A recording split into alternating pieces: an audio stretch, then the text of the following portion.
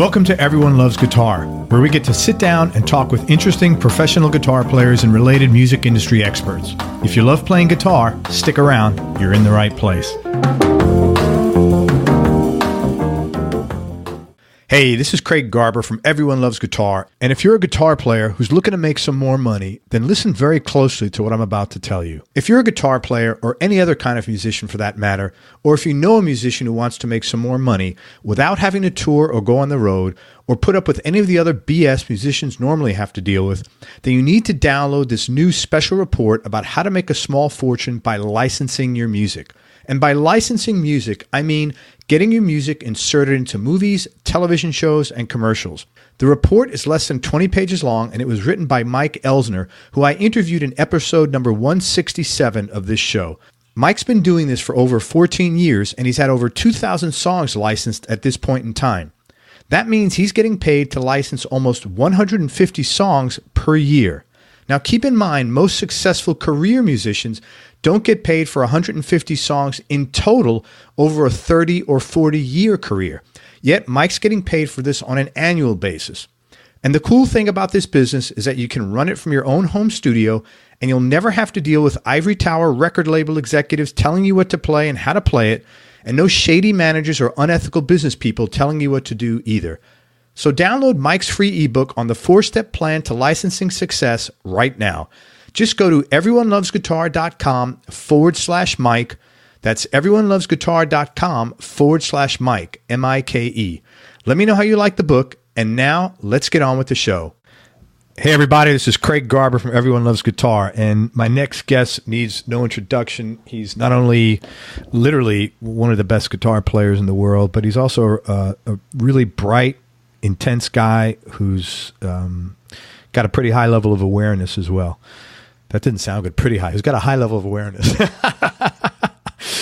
I'll take it. Sure. I'm here with Alex Skolnick. Alex was founding member of the metal band Testament, and he played with them from 1983 to 93, and he's returned to work with the band on and off since that time. He also played and toured and recorded with the Stuart Ham Band, and he made a guest appearance on Lamb of God's Ashes of the Wake album.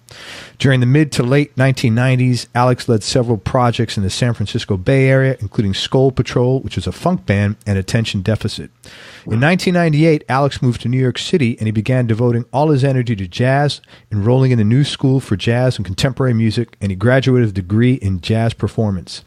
Since 2002, he's toured and recorded as the Alex Skolnick Trio. They've performed at the Rochester International Jazz Festival, Music Mess in Frankfurt, Germany, the National Center for the Arts in Mexico City, and the Iridium Jazz Club downtown in the Village in New York.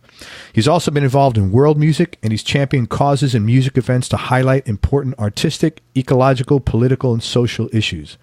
In 2013, he wrote and published his memoir, Geek to Guitar Hero, to positive reviews. And if you want to hear an absolutely beautiful version of Jimi Hendrix's Little Wing, I want you to go to YouTube and search for Alex Skolnick Testament Guitar Play at NAMM 2017, Seymour Duncan. Seriously, check that out. It was, man, it was really beautiful, that recording, actually. And oh, thanks. I forgot I did that. well, what was really cool about it was, like, at one point you said, man, this is everybody's played this song. I'm just going to do the opening. And you really got into it, and you didn't just do the opening. You riffed on it for quite some time, and it was really, you could see that, emotionally you were there, man. It was a really, just a very. Alex is walking through the jungle right now. Sorry, there's construction going on, and it got really loud. So it's all good, man. Temporarily moving quarters. Anyway, man, I really appreciate your time. Thank you so much for coming on the show. No problem. But yeah, it's funny because Little Wing is a tune that I'm probably on record somewhere saying people should just stop. Don't play that song anymore. Right? Enough. It's like Stairway to Heaven in Wayne's World. Yeah. But it was beautiful. I'm a hypocrite because I get inspired to play it every now and then. It was great. Honestly, man, it was really pretty. Okay. Really pretty. So I will only play it when I'm feeling it. But if it comes up at a jam session, then I say, can we play something else? And it's not that I don't love the tune. I almost feel like Hendrix is sacred in a way. And he just needs to be handled carefully. There's just so many versions of that tune. I just think it gets overplayed. But you know, if I'm totally inspired to play it like I was at that moment, I'll play it. Yeah, you were in the moment, man. I can tell you right now. You were a kid, literally, like 16 when you started with Testament. And at some point in time, I would imagine between 16 and 25, 15 and 25, you probably went from being a child to being a young man. And I was curious if you remember what that point was and what kinds of things did you realize at that time, either about yourself, about the world around you, or about the music business? At which time exactly? Well, I like when you started with Testament, you were 16. So sometime within the 10 years after that, you started as a kid and you went into a young man. And I would imagine when that happened, or as that evolution happened, you had new thoughts and new discoveries about the world around you. Yes. Yeah. Yeah. I mean, I'd say it started pretty much almost right away. You know, I did my very first gig, my first proper gig at 16. And then within these 2-year increments, there were these major milestones. So first gig at 16, joined the band, which was actually 1985, not 1983. The band had started in 1983. Okay. So I was a founding member as far as being on the first record, but the band was already up and running. But 2 years later, the next milestone was recording the first album with the band, which was my first time recording an album.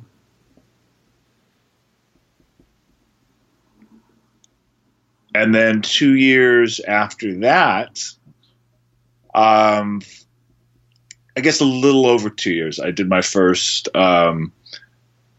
non-metal tour with my good friend Stu Ham, that I am still playing with, and we're doing some music that I'm really excited about. We have great shows, and we are planning to record. We've actually never recorded after all this time, which is really odd, but we're finally, that's another thing in the works. So we're finally going to do a recording at sometime this year. So, but yeah, so playing with Stu Ham, that was a big breakthrough because he was getting a lot of recognition at the time. He was the guy that played with, the great guitar players, the real guitar players, the guys whose faces you were seeing everywhere, Vi and Joe Satriani. And as it happened, Joe had been my teacher. I had started taking lessons with him right before he did his first recordings and before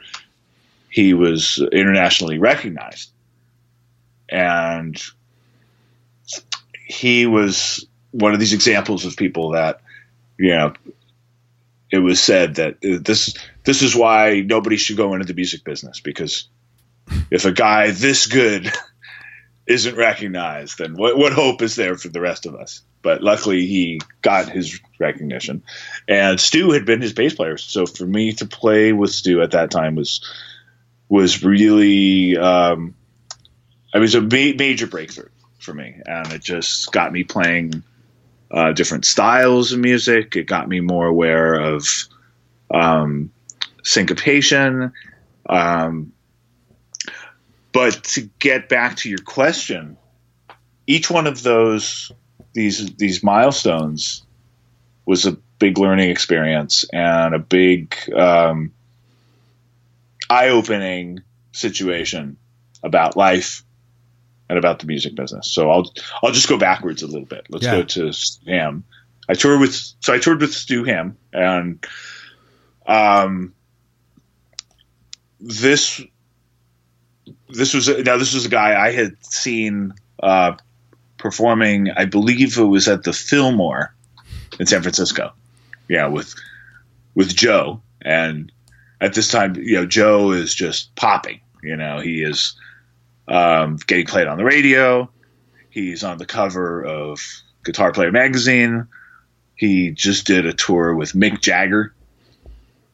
So it was just so exciting to see what was happening with Joe, who I knew as his student, which I can, of course, talk much more about, which I should probably talk more about later. But one of my favorite parts of the show was the bass solo. And Stu just did this amazing bass solo of like slap funk and banjo type playing. He did a version of Foggy Mountain Breakdown. He did the Peanuts theme from Charlie Brown on bass. That's amazing when he does that. Yeah. That kind of became the bane of his existence because people to this day yell out for it. Like it's like his Freebird.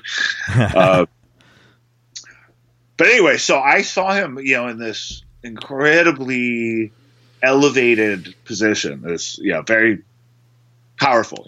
Just in the middle of Joe, in the middle of Joe's success. And now I have the good fortune of playing with him. And the shows were fantastic. It was, like as a musician, I mean, it was definitely like the deepest musical experience I'd had at that point. It's very different from, doing thrash metal shows. Yeah.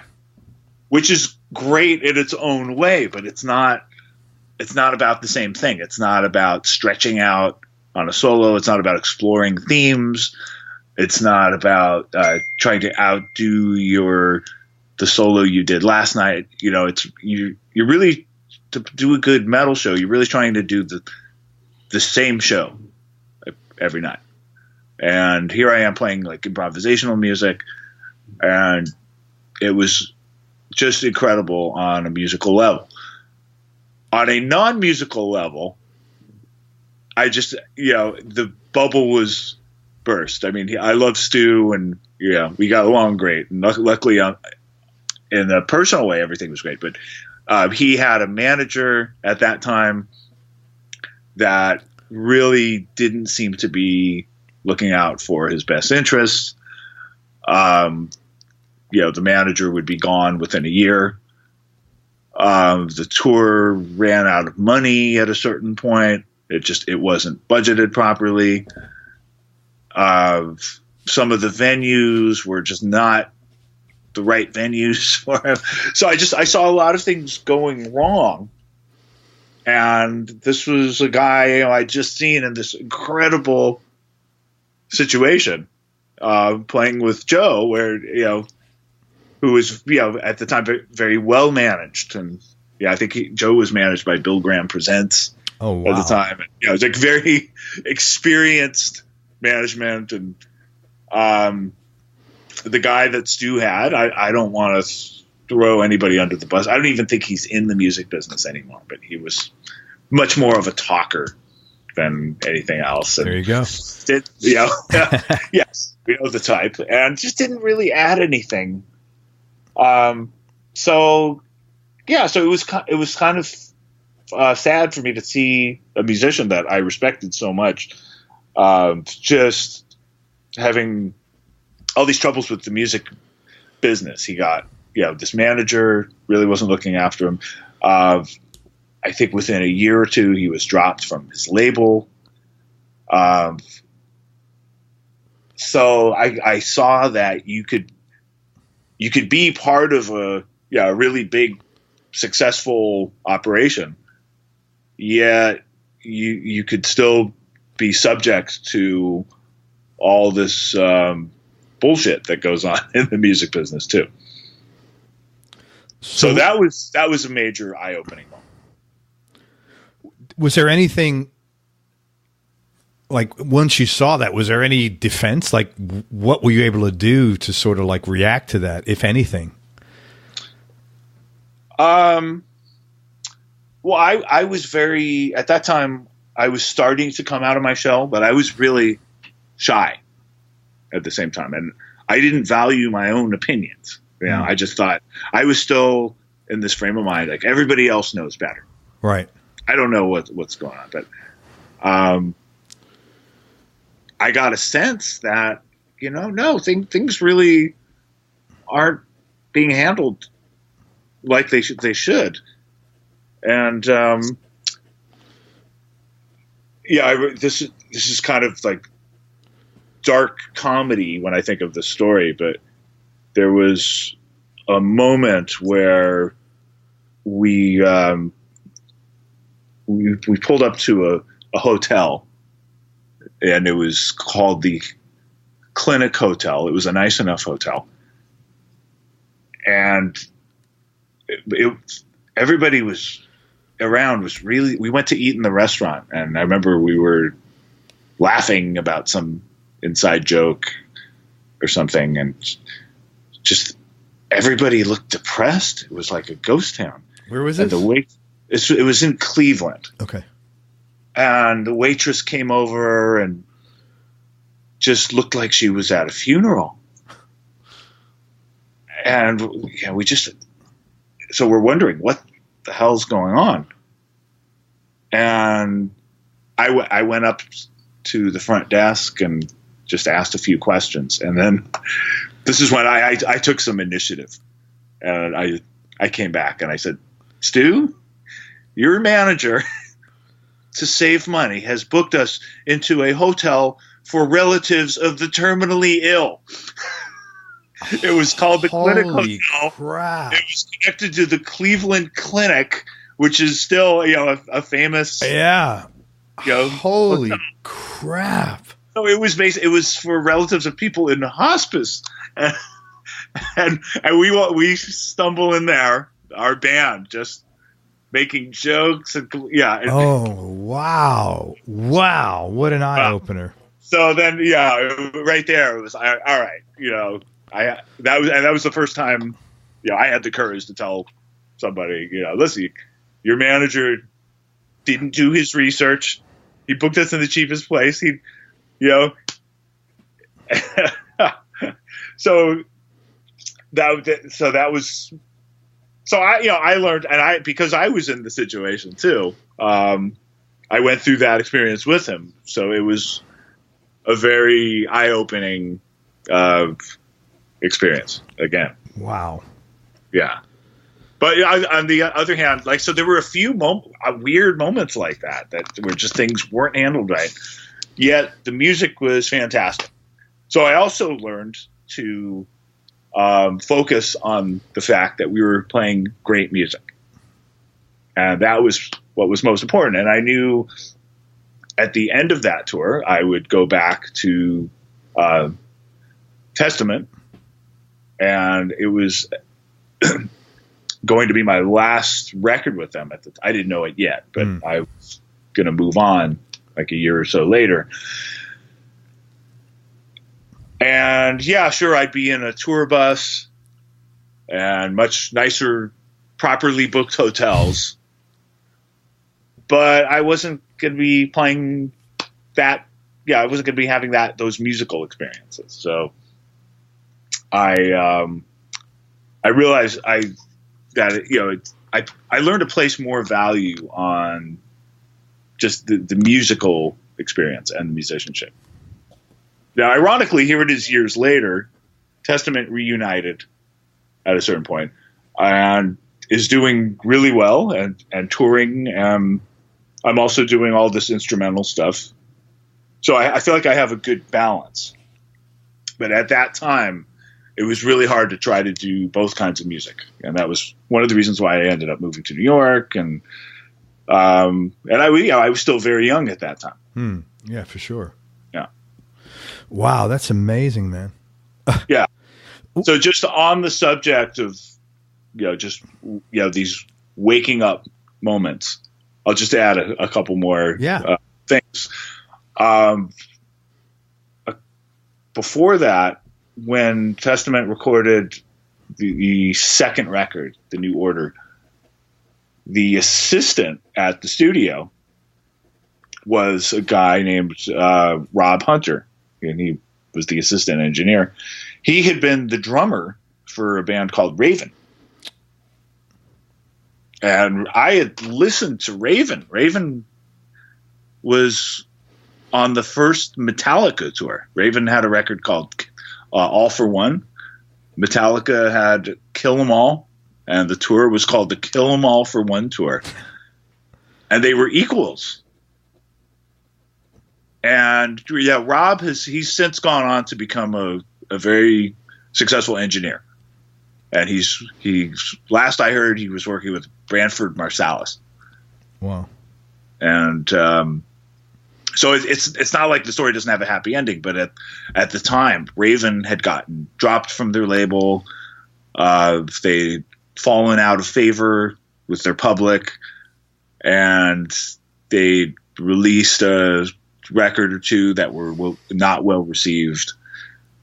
So, this is somebody, and he became my friend.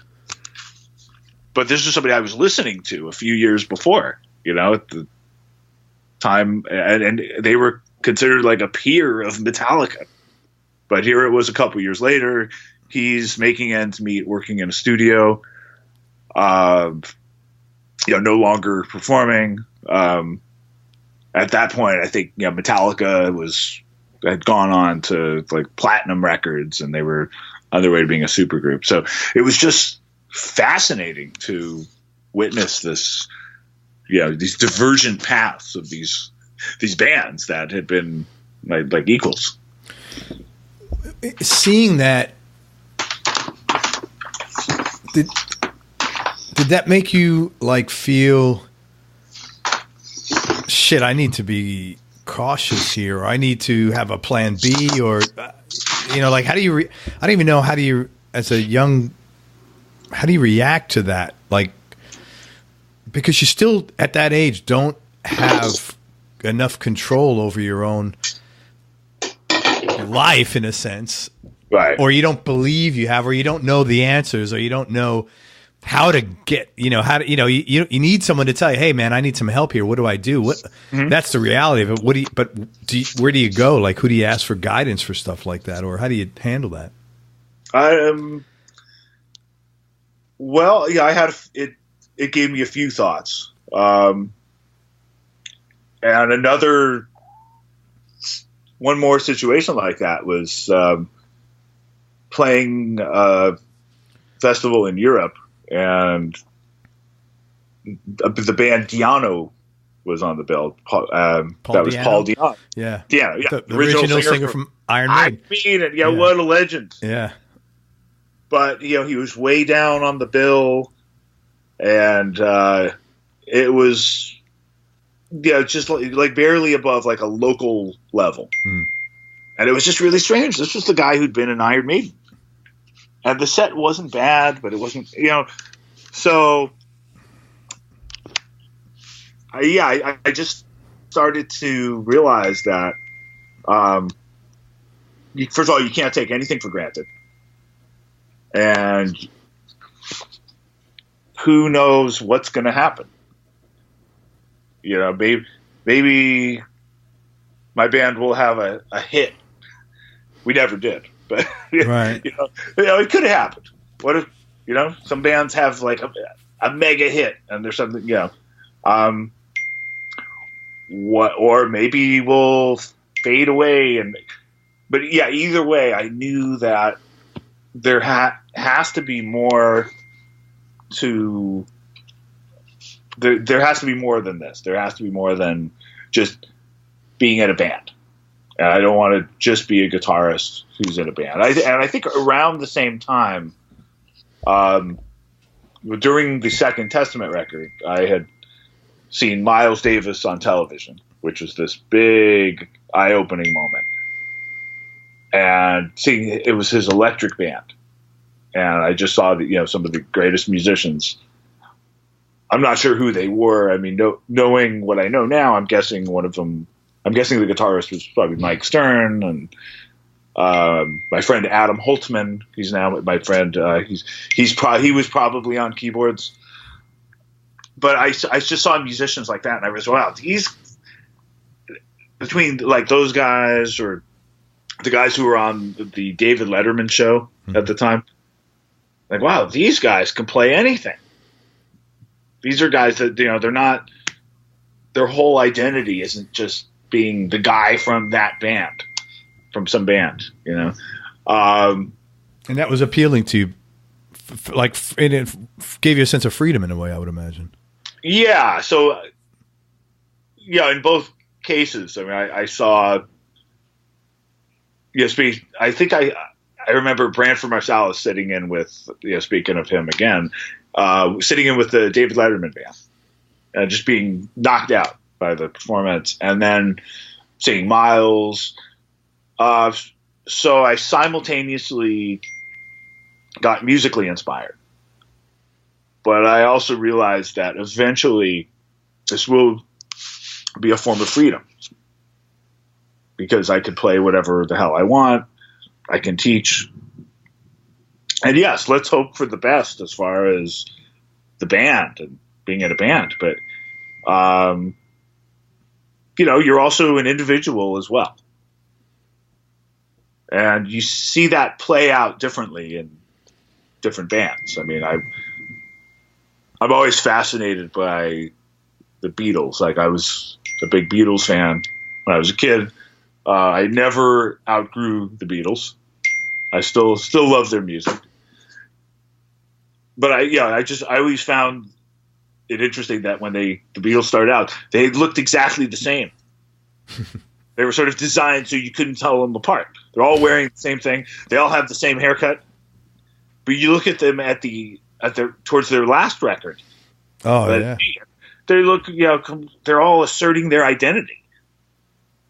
For sure. And, they look radically different. And musically, they all asserted their identity. And you could hear that. They all ended up doing their individual records where you could really hear them.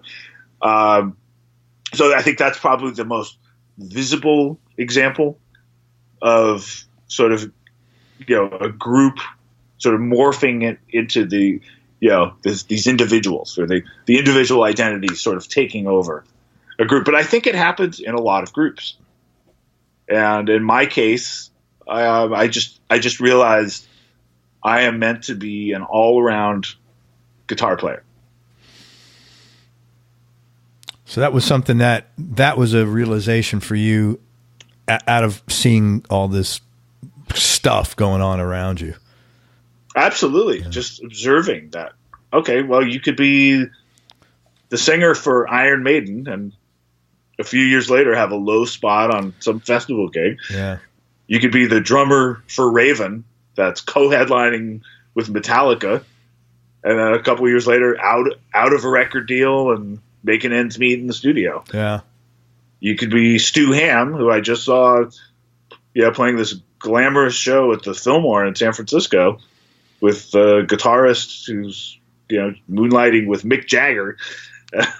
And you could be booked into hotels for relatives of the terminally ill. Yeah, that was nutty. That's a first. I know it's not funny, but it's not. But it is. You gotta have to laugh. Yeah. You mentioned earlier you studied guitar with Joe. Was that random that you just happened to study with Joe? Did you seek him out, or how did that connection come about? Well, Joe Satriani was this mysterious figure in the Bay Area music world. He played in a band that was really like, you'd be surprised if I tell you Joe Satriani was in a band.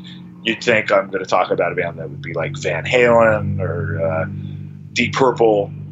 But the way I remember this band, it was more like the Cars. Wow. Like alt indie pop? Yeah. Well, of. It was considered new wave at the time. Okay.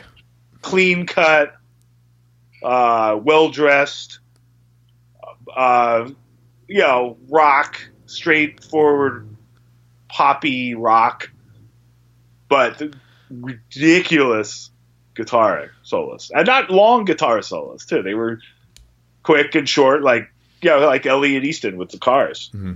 But damn, you could tell, man, that guy could play. and he taught. And the guys that I studied with before him had been his students. Okay. So I had studied with two guitarists that were considered like the best in our scene. Their names were Bob Coons and Danny Gills. And they were both in different bands, and Joe had been their teacher. And at this time, these guys were sort of blowing up. Like, Bob was a speed picker. Yeah, he could pick like nobody I'd ever seen. His right hand would be a blur. It was surreal. And Danny was the first guy that I ever saw playing Van Halen style licks in person. So it was one thing to hear the Eruption for the first time, which I had fairly recently, to seeing Danny at some point.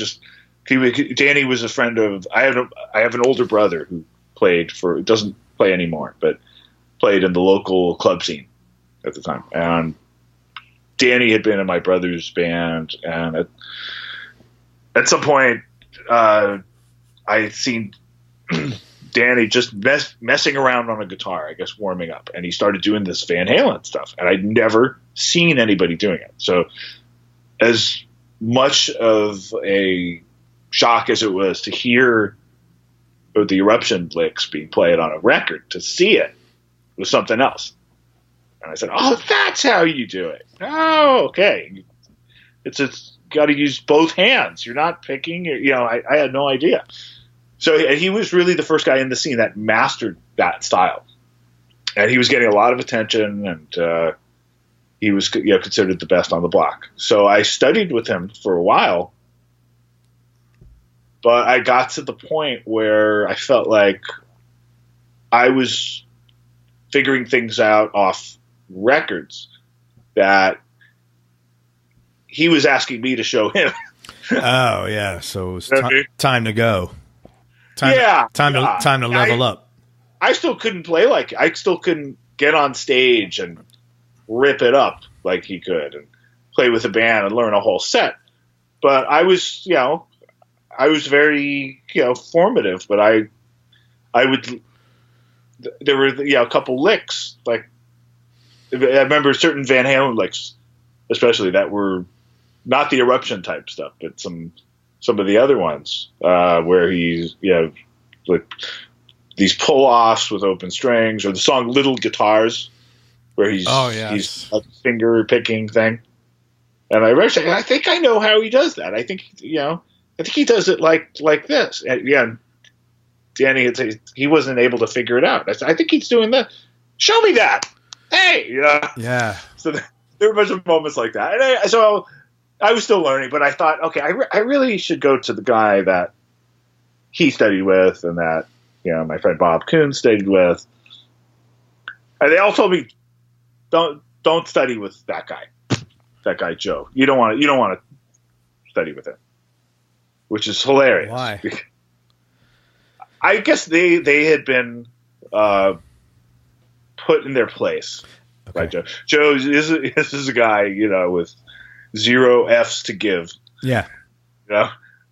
Who a really nice guy, but he just tells it like it is. Right. And if you were to walk into the back room at the guitar store where Joe taught, and feeling high and mighty because you're the best on your block, right, he would knock you off your perch. Right. And I think that was the case. And I think he rightly pointed out to these guys, okay, you guys have some really good technique that's really flashy and that's impressive, but you're missing some things. There's things you need to work on as far as like overall musicianship. And I think, they just didn't want to hear it. Sure.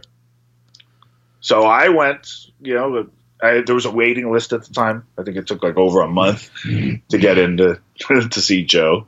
That's funny. Yeah. And I was very humble. I mean, I wasn't even playing professionally at the time, so.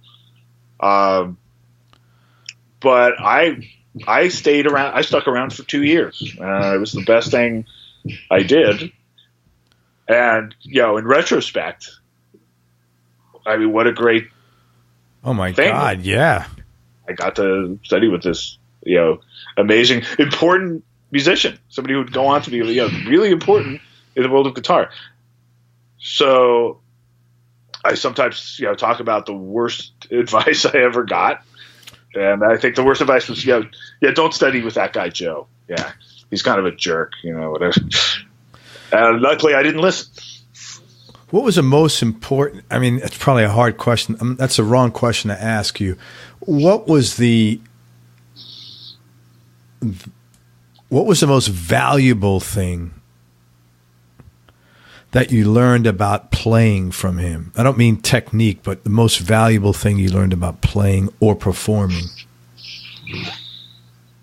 Well, there were so many things. Yeah.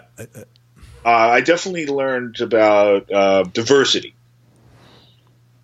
Yeah, because he listened to. I knew he listened to a lot of like jazz fusion music, which I hadn't developed a taste for yet. But I knew he had talked about like Weather Report and the Mahavishnu Orchestra, and this is considered this very advanced music. And I just thought it was. Oh, and also, Alan Holdsworth, who at the time Eddie Van Halen was often praising Alan Holdsworth, so I paid attention. But to me, that music it just felt over my head. But I also knew from Joe to be open to it. So a few years later, and much later, recent years, where I got to the point where I'm playing that stuff, and so this is, in fact, last year I did a tribute gig to Alan Holdsworth with his band. Wow, that must have been awesome. Which was awesome, intimidating, humbling, and that's something I never could have imagined, back then. I mean, it was a sad occasion because it was supposed to be his gig, and they decided to keep the show. It was at the Iridium in New York, and they had myself and Nir Felder, Alex Masachek, and Tim Miller, just all ridiculous players. We traded off and did different songs. So for me to eventually get to be somebody who would be called to play Alan Holdsworth's music with his band, that would, I can't imagine that happening without not only the studies with Joe, but just learning, to be open to that music. So even though I wasn't ready for it yet, I knew it was out there. I knew it existed, and I knew that was like the standard as far as great music. So I learned about openness. I knew that eventually I need to expand as a musician beyond Randy Rhoads and Edward Licks, and also Yngwie, who he had just come out, and if you're 16 and you play guitar, that's really exciting. That was just like, wow, the guy sounds like Paganini on a Stratocaster.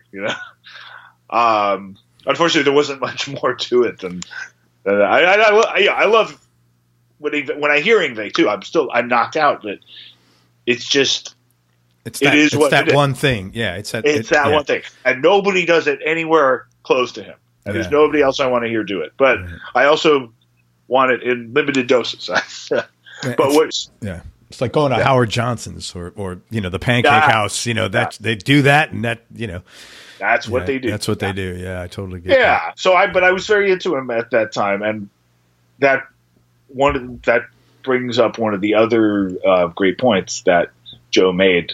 One of the things he impressed upon me was that, this this is the guy. This is the guy that he's the player of the moment. A couple years ago, it was the player of the moment was Stevie Ray Vaughan. A couple years before that was Randy Rhoads. Before that, it was Van Halen. It's still sort of Van Halen, but these other guys are getting. The point is, the player of the moment, whether it's any of those guys mentioned or Eric Johnson or Steve Vai, both of whom, would be these sudden, players of the moment. If you like what they're doing, learn from them, but don't copy them. Don't copy their vibrato.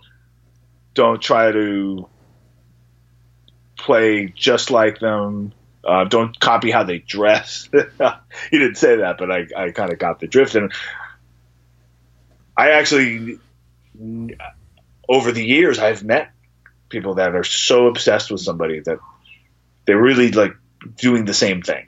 Like I knew a guy that played in a local blues band, and he wore the same hat as Stevie Ray Vaughan. He had the Stevie Ray Vaughan Stratocaster, and he had the same vest as and doing all that stuff. It's not going to make you Stevie Ray Vaughan. Yeah. So it was just so interesting. So Joe was really clear about not following. Not getting too influenced by the player of the moment. And it's so interesting because a few years later, that player of the moment was you. None other than, not on that level, but definitely Joe. Yeah. Joe Satriani. I had my own little corner of music, but Joe was, there's very few guys that sort of, reach that level. And there really hasn't been anybody since then that I can think of. Of that level of saturation. Yes. Yeah, probably. Yeah. Let me ask you, how old were you and Joe at that time?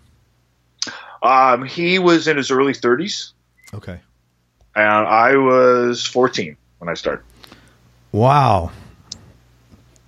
That's really, because a lot of the stuff he was telling you, was pretty cerebral. It was not, make sure you do sweep picking. I'm sure he did that, but I think this stuff is really important, and it's clearly had a big influence on your career long term. It's good to have gotten that information from. Oh, absolutely. It was definitely big picture stuff. That's great, man. That I know I wasn't the only one he gave that to, but I think different people did different things with it. Some people just said, okay, whatever, it's what it is. But I really took it to heart, and it was real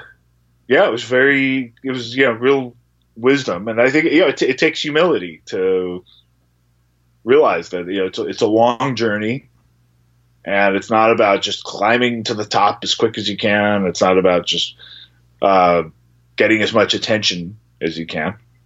And I've known artists that are you could just tell they're clamoring for attention, and it backfires. Yeah. Because I think, if you're so focused on getting attention, it affects your ability to communicate and to express yourself on the instrument in a way that matters.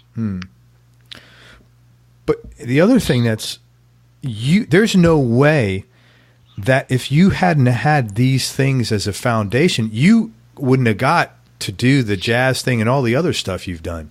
That's what really is, you know what I'm saying? This is a critical, like foundational sort of, thought process, it seems like, that allows you to then expand and do the other stuff. Yeah. It was really, it couldn't have been planned. Right. One thing. Right. And I'm starting to believe that about like any musical journey for anybody. Like no two people have the same musical journey. And it just so happened that when I was ready to expand and explore, higher level improvisation and higher level musicianship, I had these lessons, and yes, I had absorbed some of the wisdom of it, but I hadn't felt ready for some of the theory and the more technical components. And I realized that just like I play different than the average person, which is a good thing. Yeah. I think different from the average person, and that I think it caused me a lot of problems growing up. It caused me a lot of problems in my school studies, but I learned to turn that around and turn it into an advantage. So, for example, I always had trouble. I'm considered a smart person, right? By most standards, I can read. I'm very well read. You can read. Yeah. I'm functional. I do things that require a lot of thought and planning ahead. So I'm an intelligent person, but I didn't know I was an intelligent person. Like, I really thought something was wrong with me because I think I had problems paying attention. And part of the reason for that, there's several reasons, but part of it's just, being young. And if you believe Malcolm Gladwell, it was the fact that, I was actually younger than everybody in my class because of when I was born. Malcolm Gladwell did this study and found that, like, athletes in a certain class of students that were born at a certain time of year did better, and other ones did worse. So I was when I read that, I said, okay, this totally makes sense to me. Is that from The Tipping Point? It's from Outliers. Okay. So I always felt inferior. I was younger than everybody else in my class. There were actually people in the grade before me that were older than me. Okay. So on the one hand, I thought, oh, this is great. I'm going to finish school and I'll be younger than everybody else. But I think there is something to be said for the mental capacity and experience not being as strong as some of the other students. So I often felt like I was struggling, and guitar was the first thing where I was able to sort of put information together and work really hard on something and coordinate the right hand and the left hand. But when it came to sort of the advanced level of learning scales, triads, modes, like, what the hell does all that mean? What are all these symbols? Like, I don't know. I didn't get it. And a few years after, and I know, Joe had other students who were much quicker with that stuff. I have a good friend named Jeff Tyson, who's a guitar player. He's an expat. He's in Czechoslovakia now, in Prague, the Czech Republic, I mean. And he just got that right away. He just had a knack for the modes. I mean, I think he learned like his modes what seems like a week. And I didn't know how he did it. But for me, once a year or two later, when I discovered Miles Davis and I was inspired by all this upper level music, then I realized, okay, I really have to learn this stuff. So when I buckled down and forced myself to learn the modes, I found ways of doing it that made sense to me, that didn't make sense before. And the times I have taught and given workshops and master classes, I've used these techniques And I get a lot of compliments saying that people have like never learned that way before. And it actually makes sense. And the way I do it is relating it to common music.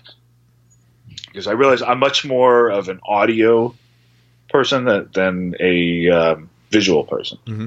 So you can show me a book of modes. I remember there was this book called the Guitar Grimoire at one point with just all these patterns. And I found it so overwhelming.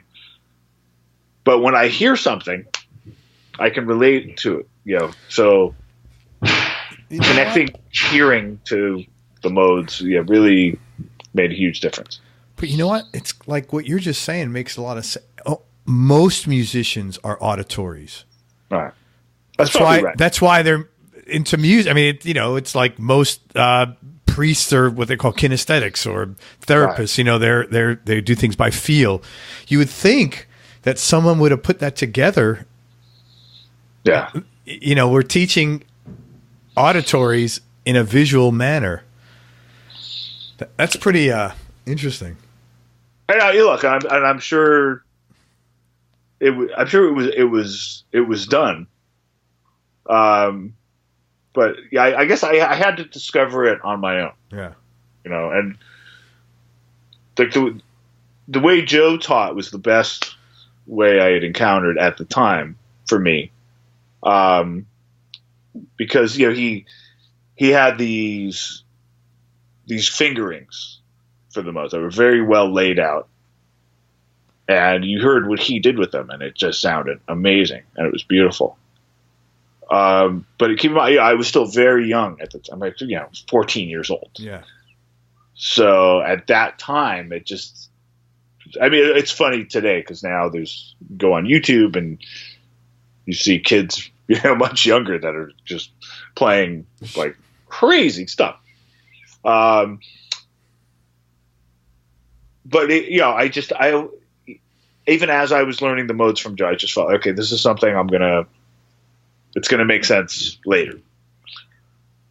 And when I was ready to really learn it on my own, I connected it to music that I had internalized.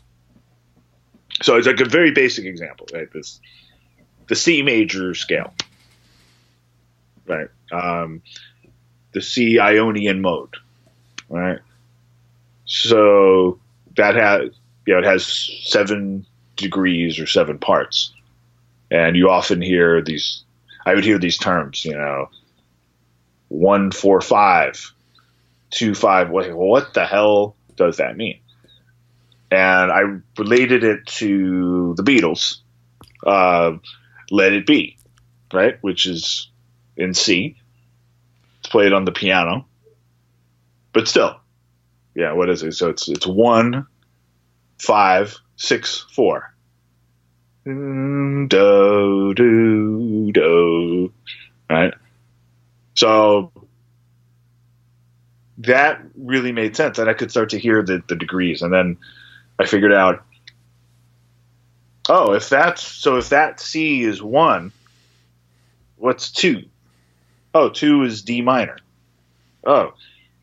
Another Brick in the Wall by Pink Floyd. Hey, that goes from D minor to G. Mm-hmm. That must be what they're talking about when they say a 2-5. What's a 3? A 3 is E minor. 3 E minor to F. Isn't that Space Oddity by David Bowie? Yeah. And then, and so on and so forth. And then suddenly, Stairway to Heaven, 6-5-4. Paradise City, 5-1-4. Little Red Corvette. So I started, oh my God, it makes sense. And then the realization, that's one key. There's 12 keys. That means I have, but then, okay, let's go to A, right? Which is logical because that's based on, A is the first letter of the alphabet. So I started, figuring out songs in A major, for starting with the Beatles again, Ticket to Ride. 1, da dee doo doo doo dee doo, right? The chorus, 6. Crazy Train, almost the same thing by Ozzy, right? The verses are in A major, it's 1. Then it goes to the pre-chorus, which is the 6, or the 1 if you're thinking of that as mine. Anyway, so then I went through that whole every chord of that system and figured out a song or at least a riff that sounded relatable. Then the key of E. Right? Now, E is the lowest string on the guitar. So you get to E major. There's so many songs. Suddenly, I started thinking of songs. Oh, my God. Rush, Spirit of the Radio. 1, 2, 5, 6, 4, 5. Da, da, da. Yeah, relating how the melodies were. Don't Stop Believin' by Journey. Also E major. Very similar. So then it all started to make sense. And then, okay, so the triads are this. So relating it to this music that I had already internalized just opened up all the doors. So whenever I've worked with students or taught master classes, I ask them to name some songs that they're familiar with, and then relate the modes that way. And it's easier to assimilate. Yeah, there's no comparison. Yeah. So it helps you put it all together, and then you start hearing how each mode connects to each chord, and then how each component of music, whether it's a triad, a 7 chord, an arpeggio, a pentatonic pattern, whatever the component is, there are ways of relating it to some sound that you're familiar with. And I think doing that is the first step to really grasping the theory behind it, but making it musical, so you don't even really think of it as theory. Right. Yeah, that makes a lot of sense. Let me ask you about your playing. Anybody who plays with a fire like you play, right? I mean, you need a lot of energy to fuel speed like that. Sure. All right.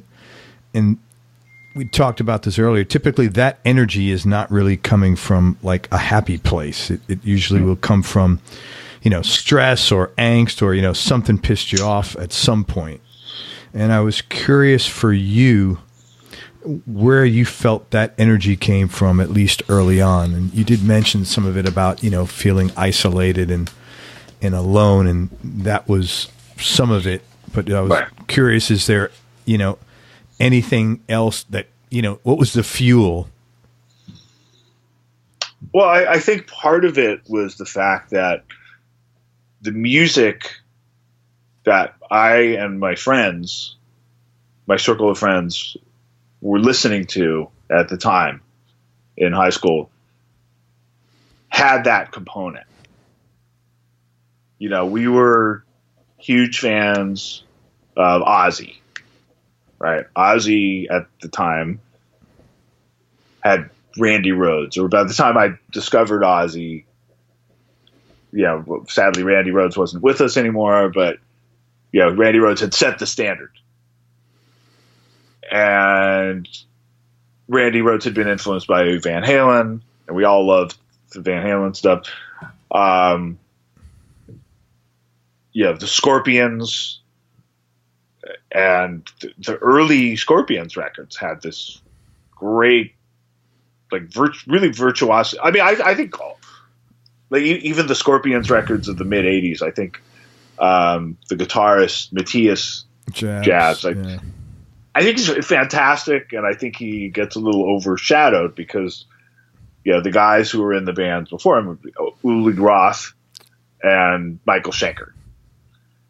But he's fantastic. Like, the parts are amazing. I think if he had come out today and somebody's playing like that, you'd say, "Oh my God, that guy is a virtuoso." But he had the misfortune of being in those guys' shadow, as well as the towering figures of Van Halen and Rhoads.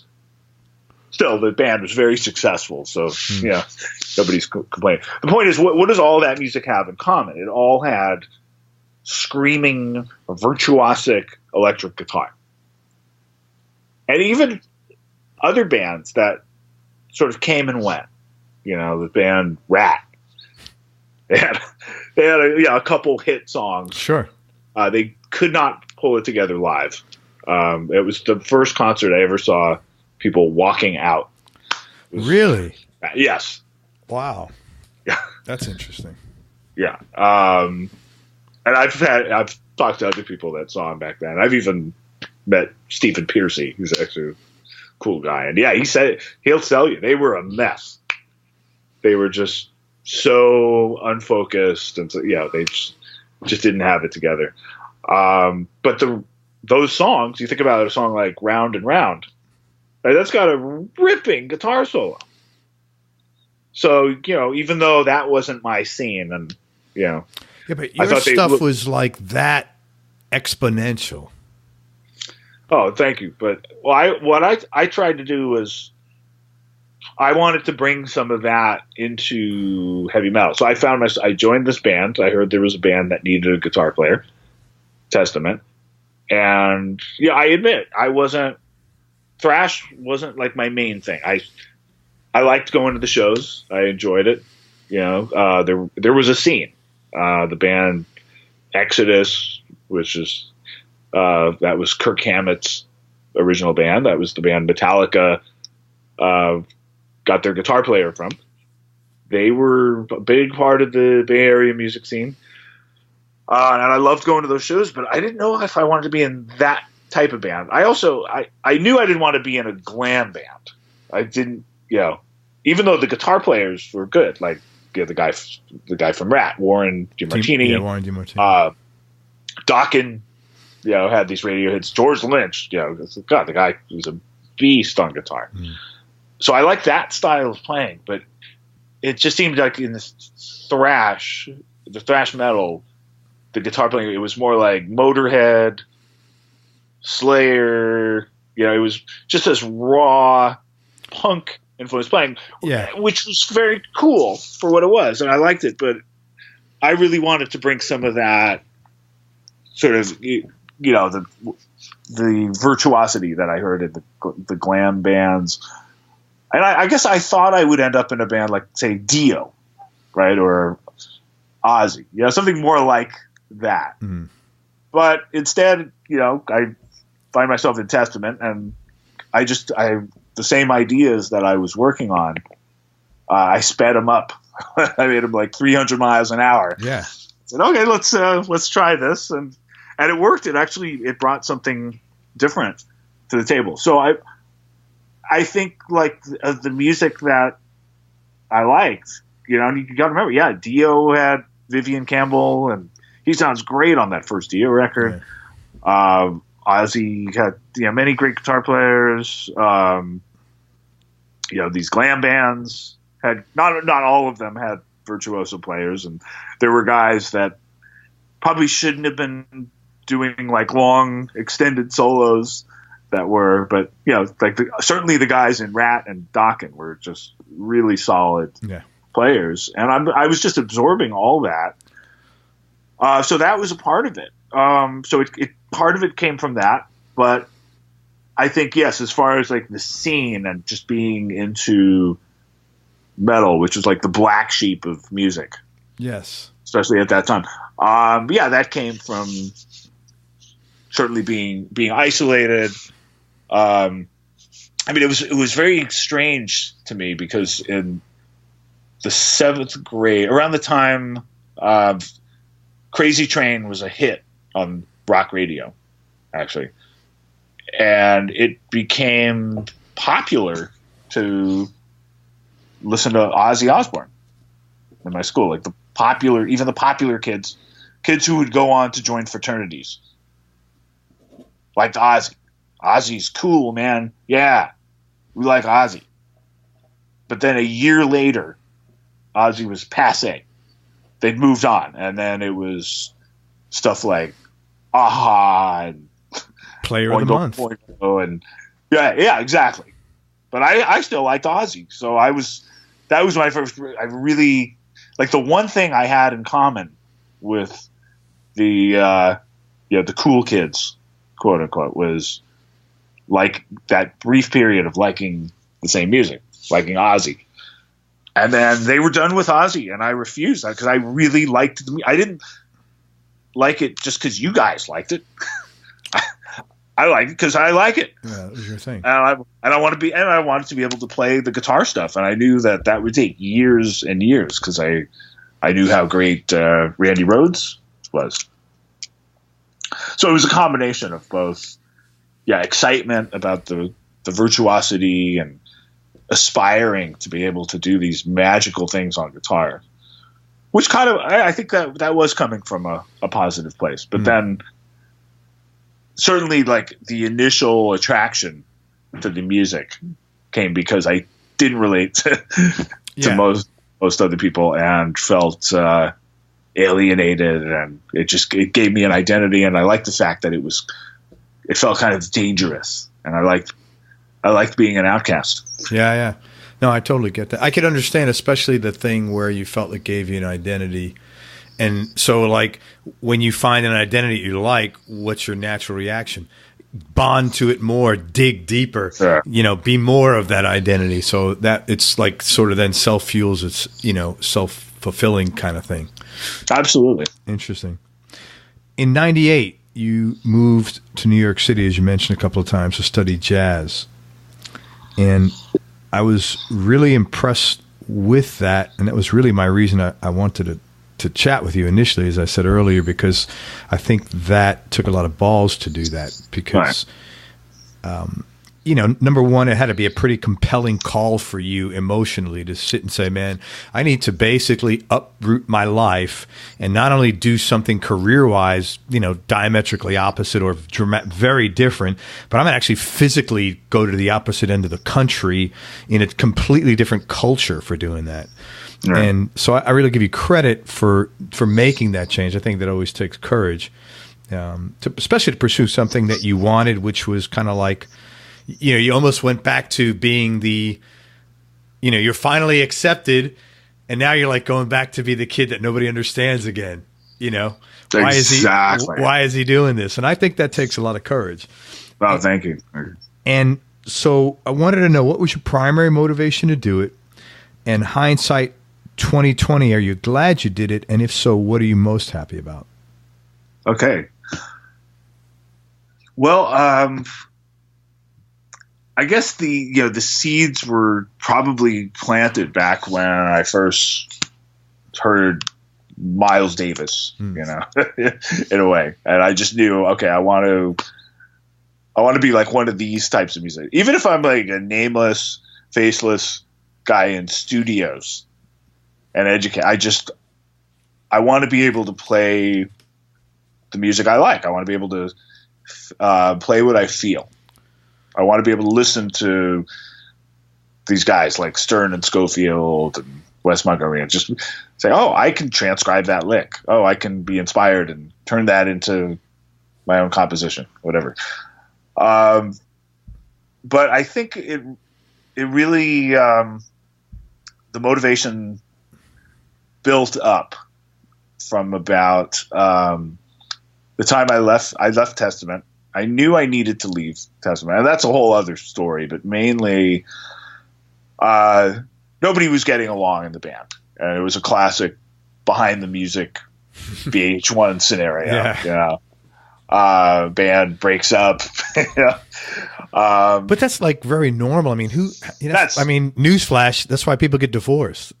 Totally normal. I mean, it's totally like, but it was a shock at the time, and I was the first one with the guts to do it.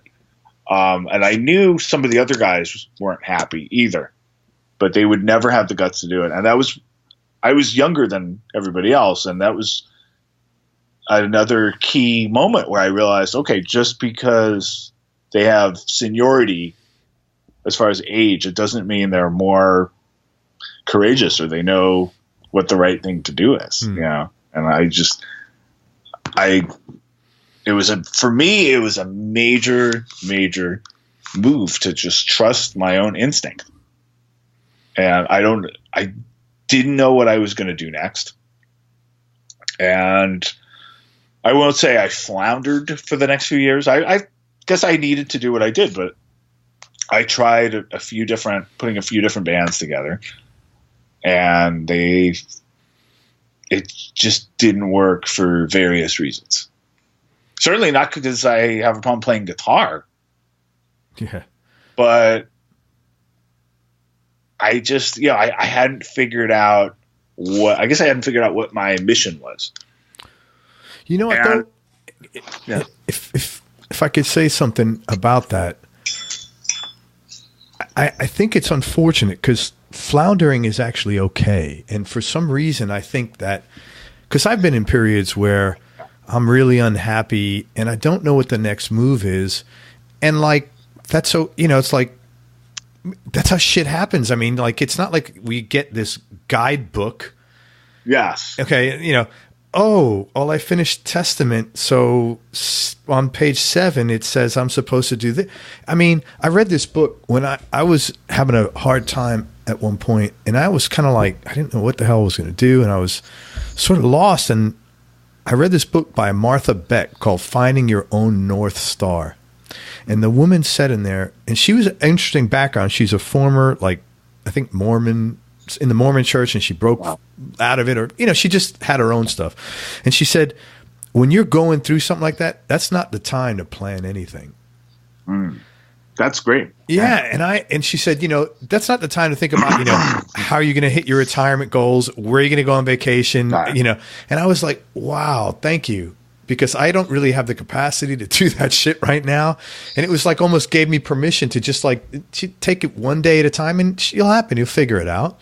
Yes. I think that we were all, if you're a type A person, I think you have this thing like, I'm a goal-seeking person. I need to know what to do next. But that's not always how it works, though.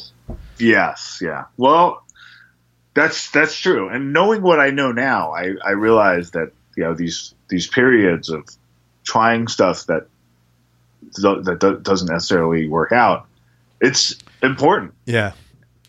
It's not always a loss. In fact, very often it's not, because of the lessons you learn. And you have at it. You just keep going, and you keep trying, and you just do what feels right. And what feels right for somebody else might not work for me. What feels right for me might not work probably won't work for somebody else. And you're absolutely right about not having an instruction manual. There are other things in life. There are other fields. Like if we're talking about medicine, I want to study medicine. Well, there's pretty clear paths on how to do that. Yeah, absolutely. Here's what your prerequisites are.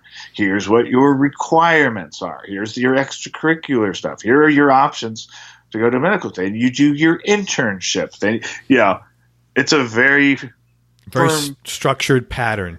Path. And not that everybody's is exactly alike, but they probably have, if you take people who have gone through studying medicine and becoming doctors, they probably have a much more similar track than people who've become musicians. Sure. And, some of the most notable musicians happened by accident. Hendrix was basically floundering in New York for a while, and, just doing side gigs. And, he was sort of pushed by, there was, unfortunately, the film about that is very flawed, where Andre 3000 plays Jimi Hendrix. But although he's very good in the film, I forget the name of the film. It came out a couple of years ago. But he basically the Animals manager, Chaz Chandler, was convinced to check him out and bring him to London and sort of set It happened by accident. I mean, he didn't plan it, and they sort of guided him. And when he would do this crazy stuff on stage and get a little carried away, they said, that's great. They encouraged him and whatnot. And Eddie Van Halen was supposed to be a classical pianist. He was, his parents raised him to be a classical pianist. He had problems reading the notes, faked it, and developed his ear, and also developed this technique that had a lot more to do with sort of piano and harpsichord for certain licks than it did guitar.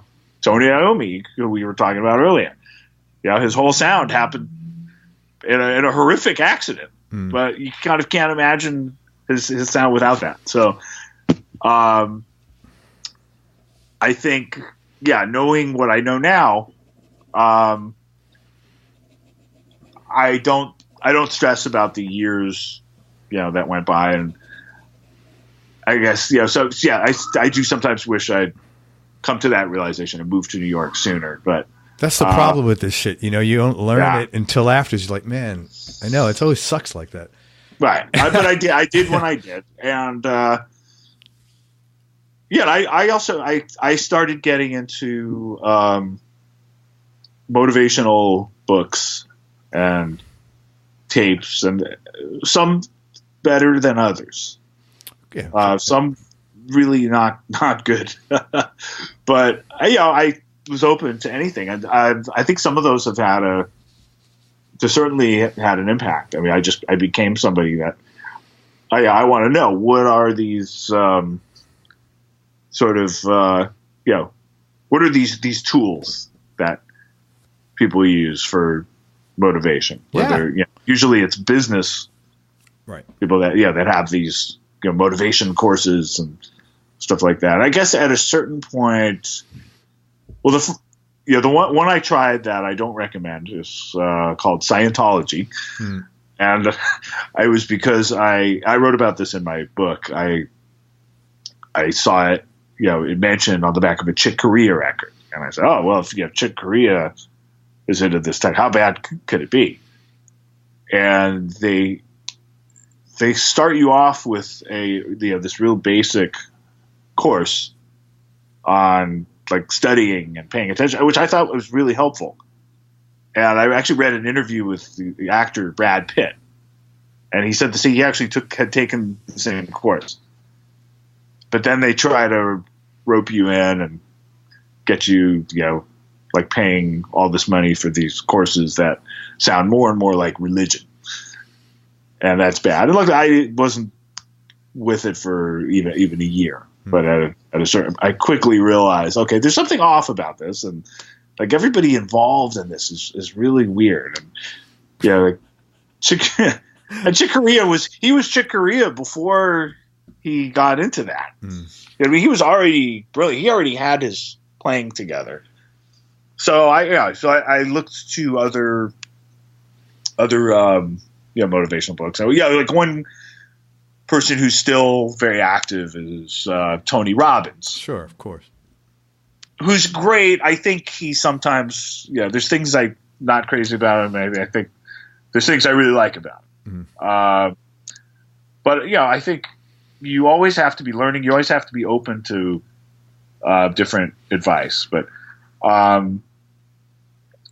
Tony Robbins, though, I have to say that looking back, because I think I first checked him out in the mid '90s, and he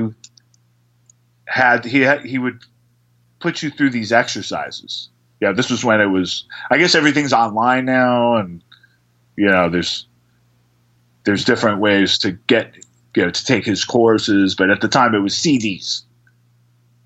So I actually did these CDs, and one of the things I liked about it is he put you through these exercises, like just write down all your goals. What are your goals? If you could do anything you want, what would it be? Just stop the tape right now and just write down. And then other things like, okay, what's working right now in your life? What is not working? And I did this, and I think it was just a combination of that, and also just between that experience, trying to put bands together, it not working, 2 auditions where one audition I came in second, I thought this was my big break. The band was called the Spin Doctors. Oh yeah. And then it's at the last minute. They found a guy that I think was more right for the band, even though my audition, they all said it went really well. And then a year later, Ozzy Osbourne was having auditions, and very few people got to audition. I was recommended by his drummer at the time, Dean Castronova. So I flew to London and tried out for Ozzy. Did a show with Ozzy, and it was an unannounced show, but at a place in Nottingham. And Ozzy would often do. Ozzy has a history of doing like unannounced shows before a tour, and they all know that he's announced that day, and they keep an eye out. And so I did one of these shows, and it was everybody in the crew said it was very complimentary. They said that's the best anybody sounded. We've heard all these auditions, and it's the happiest Ozzy's looked. And he gave me a big hug at the end of the gig and told me I was hired. And the one person who didn't congratulate me was Sharon Osbourne. So that was a major, major turning point. So this was in 1995. So this was 3 years before I moved to New York. So here I was, like, it just felt like this is what I meant to do. I meant to join Ozzy. I meant to be Ozzy's guitar player. And then when that didn't work out, that was a big wake-up call. Like, what do I do now? First of all, as a heavy rock guitar player, there's no better gig than that. What am I going to do? Wait for the phone to ring again for some other audition? Like, I have to do something. I could linger around in the Bay Area and try to put bands together. At this point, there's so many bands trying to get off the ground, and so many like ex-members of somewhat high-profile bands that are trying to start bands. Like, what am I doing? Like, I'm doing nothing. I need to get the hell out of here. Everybody thinks the Bay Area is so great. It's the dream to be there, and I happen to be born there. But everybody thought I was crazy to move to New York, and I just more and more, all roads led to New York.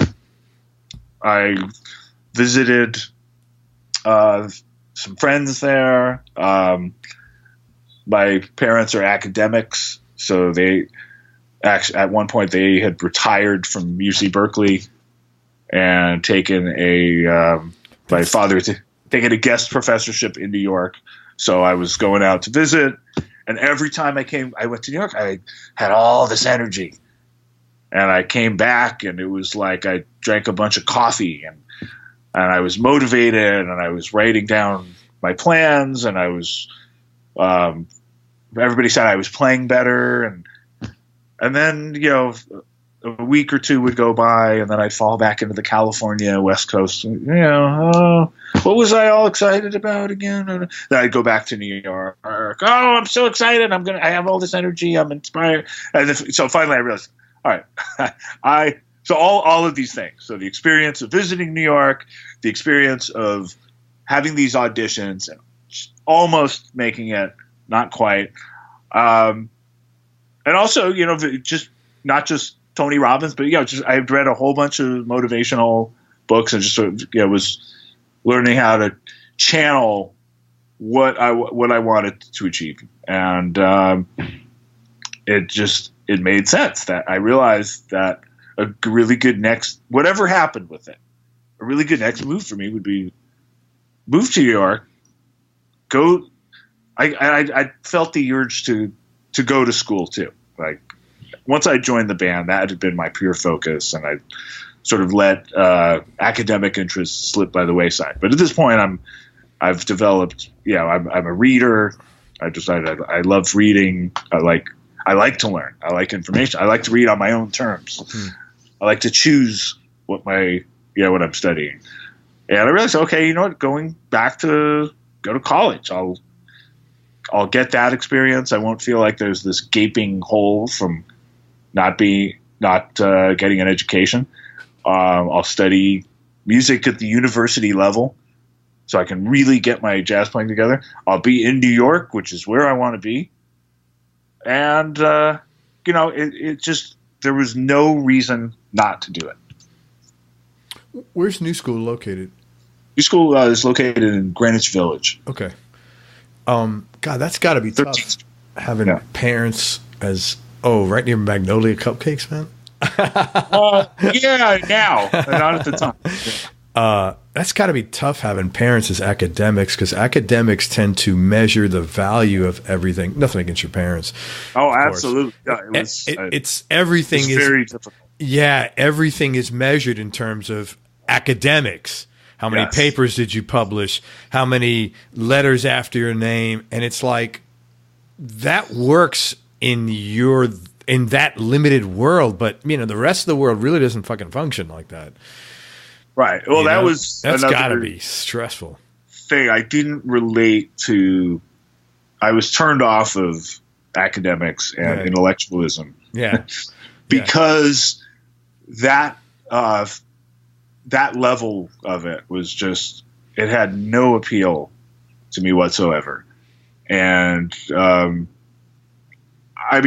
as an adult, I respect highly educated people, and I'd much rather have a conversation with somebody who's at least somewhat educated, if not just someone intelligence. Right. Intelligence. Exactly. Right. And Henry Rollins never set foot in a college except maybe to speak. But I consider him an educated, intelligent person. Yeah. And there's plenty of people like that. But the circle my parents were in, they were all like very advanced degrees, postdoctoral, and I never connected to the subjects they were talking about. Yeah. And in fact, I felt like so much of the talk was not even about the subjects themselves, but about, which honor somebody got, or which, which degree, or whose son just got accepted to Stanford, and like, it's almost like it's like education for curiosity is like worthy, but education for so you can get another initial after your name, I have a hard time with that, and the evaluation system built around that. I had some family that were educators, and I was like, man, this is not reality. Yeah, and it's interesting because now it's funny, we're doing a podcast, and I listen to a lot of podcasts. Some of the podcasts I listen to are these like very educated people, but I find them relatable. I was just listening to Preet Bharara, for example, who is former U.S. attorney, and now a NYU law professor, and was a Supreme Court Senate Judiciary Committee assisted with like the stuff I would never have been interested in at the time. But I find him relatable. I find him funny. So I can hear somebody like that, or the psychologist Steven Pinker, or the scientist Richard Dawkins. These are all relatable people. But the circle, and not. With respect to my parents, it was their circle, but I didn't find anything relatable about it at all. And it almost mattered more that it felt like a status symbol. Like going to college. And so I never wanted to do it, but I realized that the last thing I ever thought I wanted to do, going to college, was exactly what I needed to do. Well, you change. I did it on my own terms. Yeah. People, you change a lot over the course of your life. If you don't, you're studying growth. There's no growth without change. It's like, people change over their lifetimes. Yeah, absolutely. So, as soon as it's so funny because I think it also, in the San Francisco Bay Area, people are almost afraid of New York. They think it's like this big bad place where people push each other down and everybody's rude and it can be. Yeah, sure. It's got elements. Yeah, I mean, but the funny, people said, "Oh, you'll be back. You're gonna hate it there." And I think within 24 hours of landing in New York, people were stopping me on the street for directions.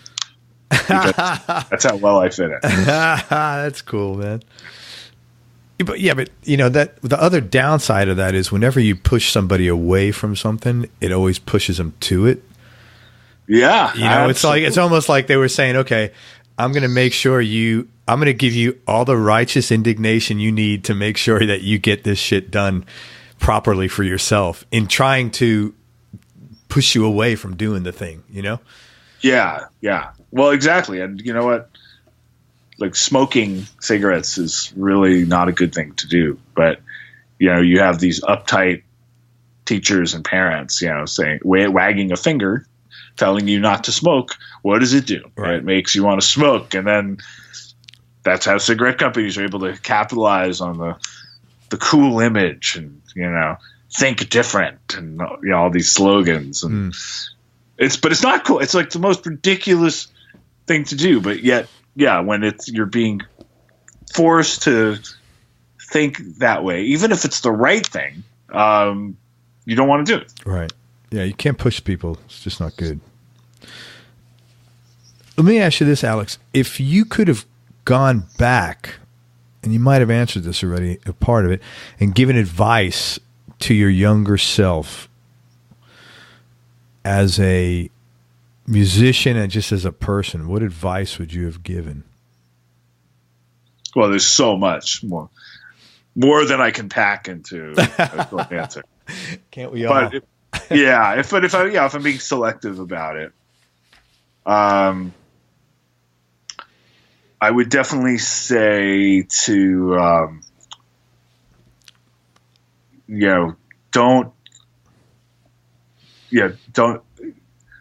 don't try to please other people too much. Definitely, another thing is you don't see progress necessarily. Like progress is something, and no matter what it is, like if you're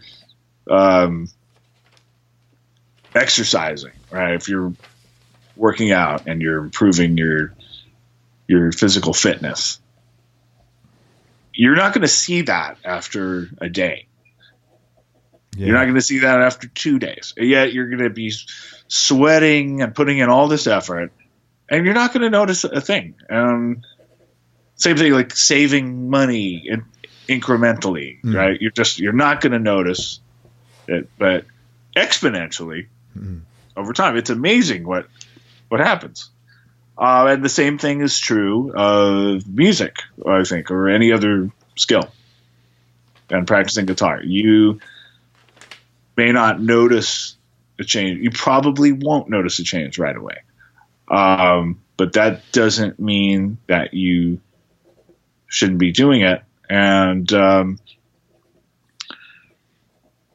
also that, a lot of the most important things you can work on are not necessarily fun things.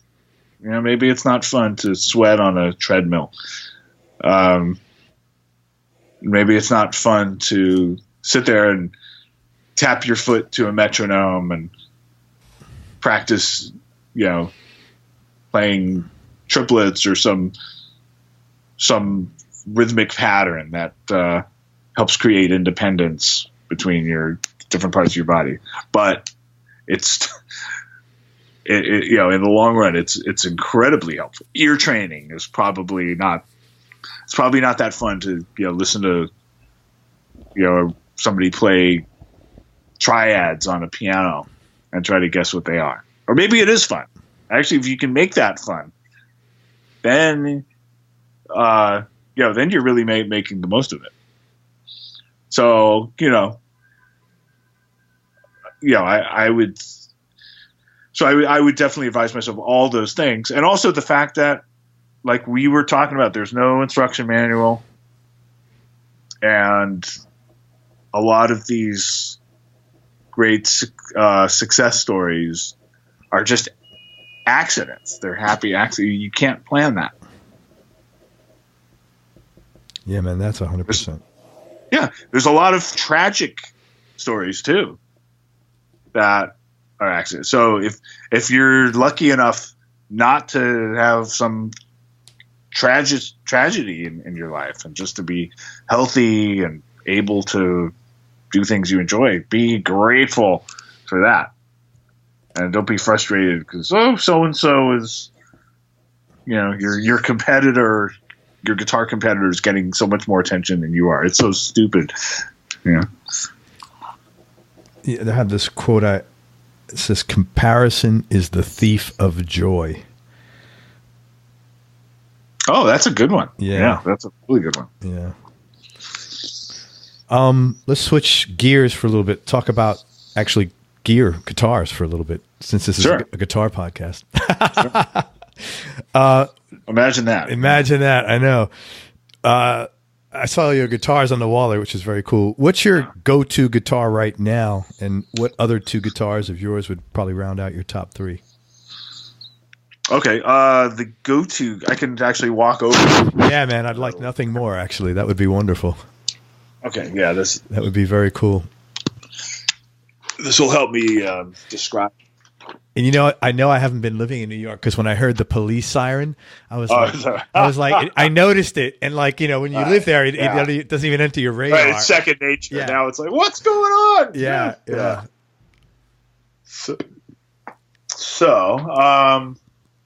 Okay, so the one I'm using the most right now for instrumental stuff is this one right here. I don't know if you see, this is my signature model. Yep. It's the ESP Alex Skolnick. It's got it's got beautiful, man. Oh man, I like that fretwork. It's got the initials on the neck, but most importantly, it's got a very heavy body. You like a big heavy body? I do. I like it for tone. And I was never a big whammy bar player. I was never a tremolo user. But this is actually the second version of the guitar. And the first one has a fixed bridge. And I've always used fixed bridges for forever now. But I'm actually having fun using the whammy bar. And like certain gigs, like the playing the tribute to Alan Holdsworth, I really needed it because he used one. But I like the way he used one. I like the way Jeff Beck uses it. Oh God! Oh, right. That's like one of the best examples. Oh. What kind of tremolo is that? So it's a Floyd Rose. Okay.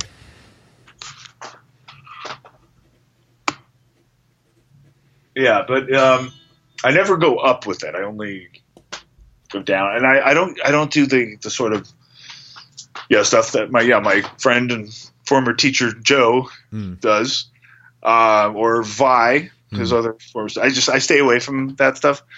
And Van Halen did a lot of noises too, but he also would throw it into the playing as just part of the expression, the way Holdsworth did. So I like those types of licks. The first version of that guitar was this, and it's a Silverburst. Silverburst, man, that is really pretty. And when I play Testament, this is the main guitar. So it also has my Seymour signature Seymour Duncan pickup, which is I should have announced that earlier. That's actually going to be coming out this fall. Awesome. Is that in the signature one with the tremolo with the? Yes. Okay. Yeah.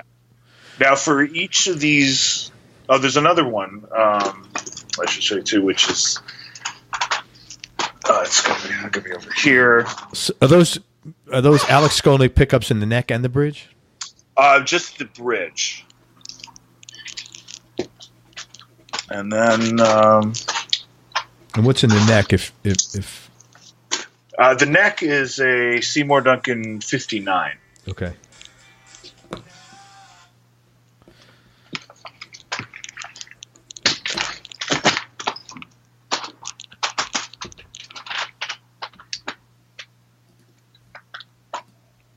And then sorry, there's the other one is not accessible here, but there's a sunburst version of the guitar, of the same guitar. So they're all based on the Les Paul, but they're easier to play for most of this. So players who like Strats or even like Ibanez's or Jackson's have played this guitar and say, yeah, it's much easier for them to get up and down the neck than a typical Les Paul. Is it a slimmer neck or? It's a slightly slimmer neck. Yeah. And yeah, it's not, the neck doesn't feel like a log.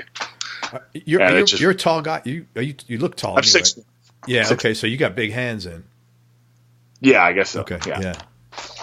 Oh, so my other guitar is right over here. Sorry. So this is the they call the color Lemon Burst. Yeah. It's like the Gary Moore. Yeah. So it's like bird's eye maple. Yeah, really pretty, man. Wow, really pretty. And now it's got 3 knobs in it. So one tone knob for both? So one tone knob for both. Okay. And it also has a push-pull knob here. That, splits it. That makes it, it's a coil tap. It splits it, and it makes it sound like a Strat. And that's a really pretty color, man. Yeah, I love Sorry, this. I didn't mean to cut you off. That's okay. Yeah, this one, this is probably... Beautiful color, man. Thank you. So the blue one I use more for instrumental jazz rock stuff. The Silver Burst is my metal guitar. That's really my Testament guitar. This one is both. This one finds its way into both, and I use this more often for recording. Do you have a jazz box? Yeah, so I have several. So for the trio stuff, the main guitar is this. It's a Godin Montreal. Nice. The Montreal Premier, it's called. Beautiful guitar, man. So just to describe it to people, it's like sunburst. Really, it's not. It's like ice. It's like tea, right? Like, does they call that like tea burst or something like that? Tobacco burst. Tobacco burst. Yeah. It's really pretty guitar, man. Yeah, this is one of the very first ones that they made. Godin's a great guitar company. The founder of the company, Robert Godin, is a great guy. He's just incredibly passionate about guitars. And one of these guys, he's the executive CEO, but he answers his own phone, and he's very down to earth. And he was so nice. He gave that to me at NAMM. Wow. A couple of years ago, because I just flipped out, and he wanted to send me one once they had it in production. But he could tell how much I was digging this one, and it's become my main trio guitar. So I record all my hollow body stuff on that, and I have other guitars I practice on. So that's like this one here. That you have separate guitars for practicing. Yeah, I mean, I'll practice on the others, but like this one, this is a D'Angelico that it plays really nice, and I don't have an official relationship with them, but they were kind enough to give me a tour of their workshop in New York, and they just I couldn't believe they let me have that. So I put it to use. Well, dude, I mean, not for nothing. Why wouldn't someone let you have the guitar you play all the time? You're like, I mean, if I started making guitars, I'd call you up and say, hey, can you take one of these if you like it? I mean, yeah, I forget that.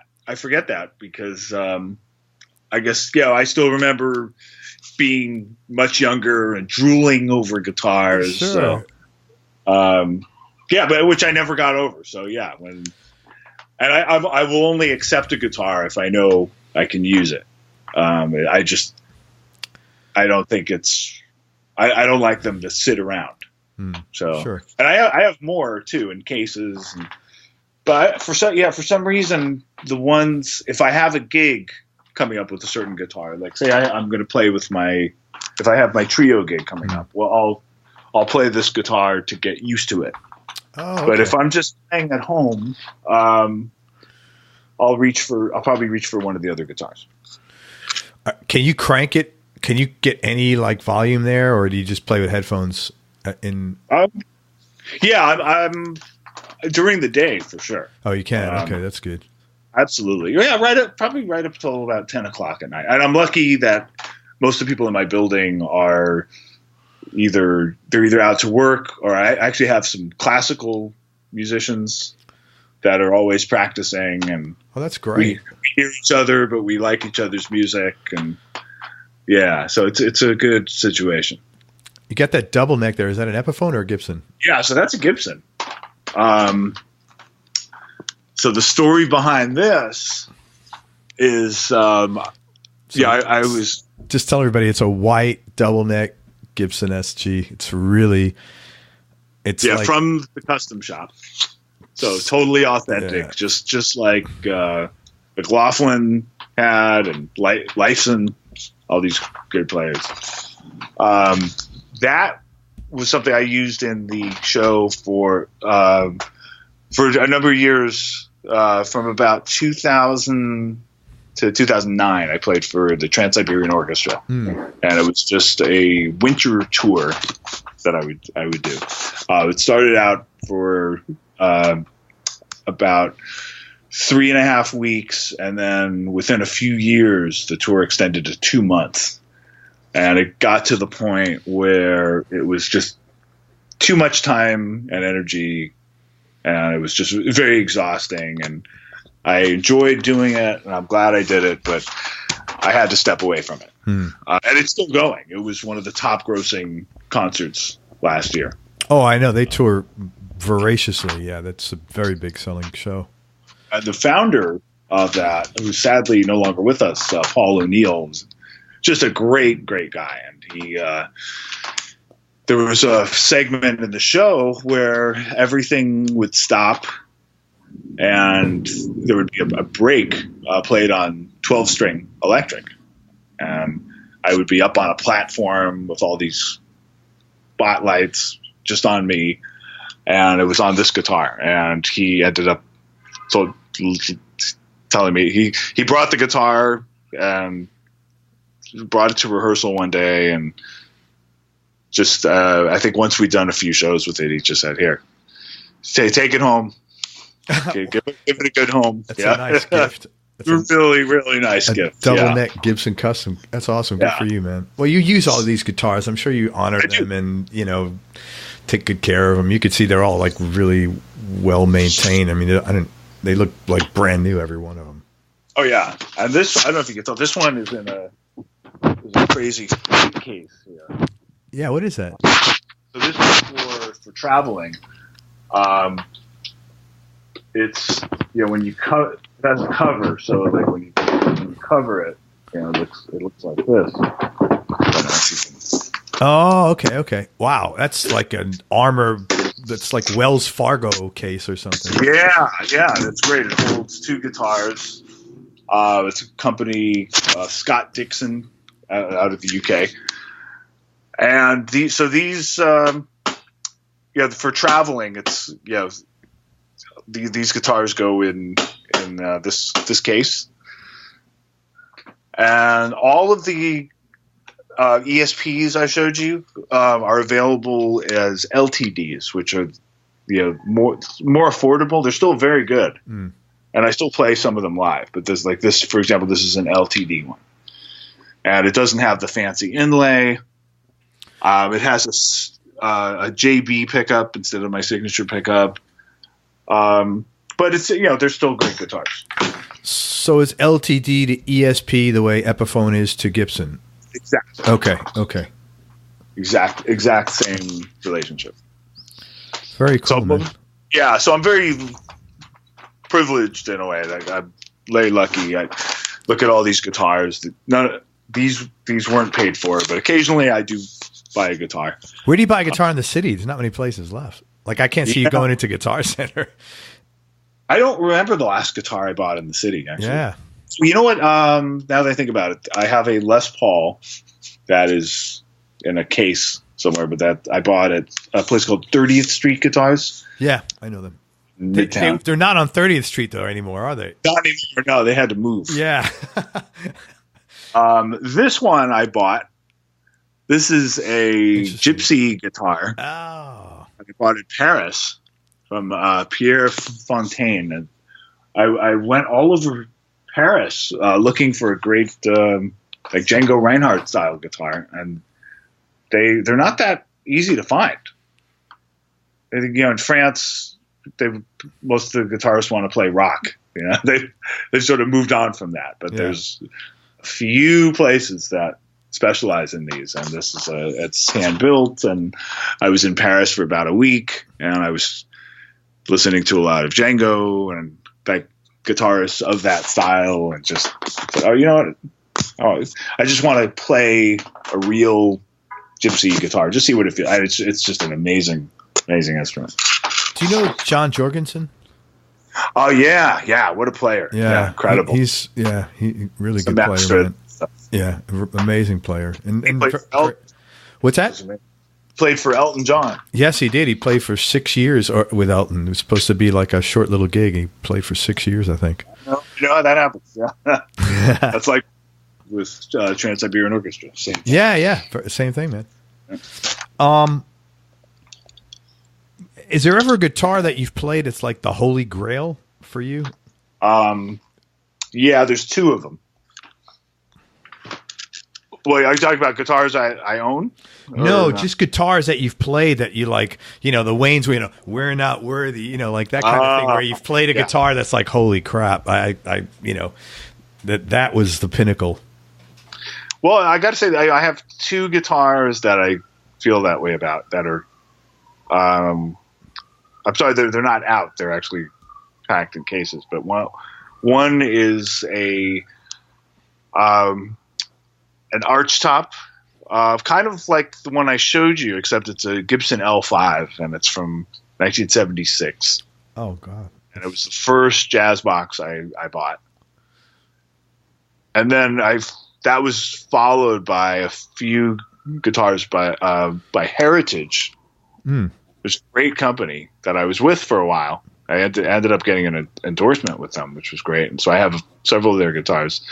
But I initially bought one because I didn't want to take the L5 around, because it's just such a magical guitar, and just it's definitely a holy grail. It's really one of those guitars too that you really notice the difference in quality, like today versus back then. Like, I only have to have this guitar adjusted every 10 years or so, and we're talking, New York summers where it's like 100 degrees, or winters where it's below freezing, or it doesn't matter. Like, it was built to withstand all these temperatures. And, a lot of guitars today, they warp, they completely freak out. I mean, when I get guitars from ESP or Godin, I make sure that, they have to be able to withstand temperature changes, not just for touring and going to different climates, but just being in New York, because the temperature is so radically different. And then the other holy grail guitar I have is a Telecaster that I got in Nashville, and I always wanted a Tele just to have one, and I do play it sometimes, and I've done some solo gigs on it. I've done some unusual projects with it, but it's a very specific sound. And I got it at Groom Guitars. Is it a Fender? Yeah, Fender Tele?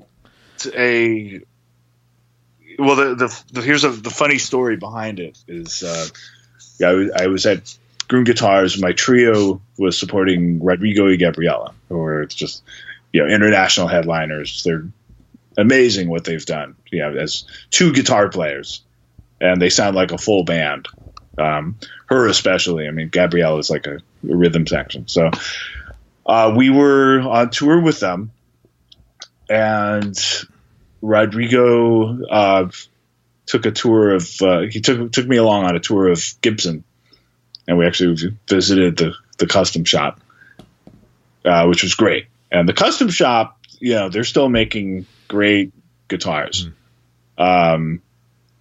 There's the Gibson's in the news now because there's I'm hearing about bankruptcy and then some of the guitars I've seen in the stores from the assembly line just have not been what I associate with the great Gibsons.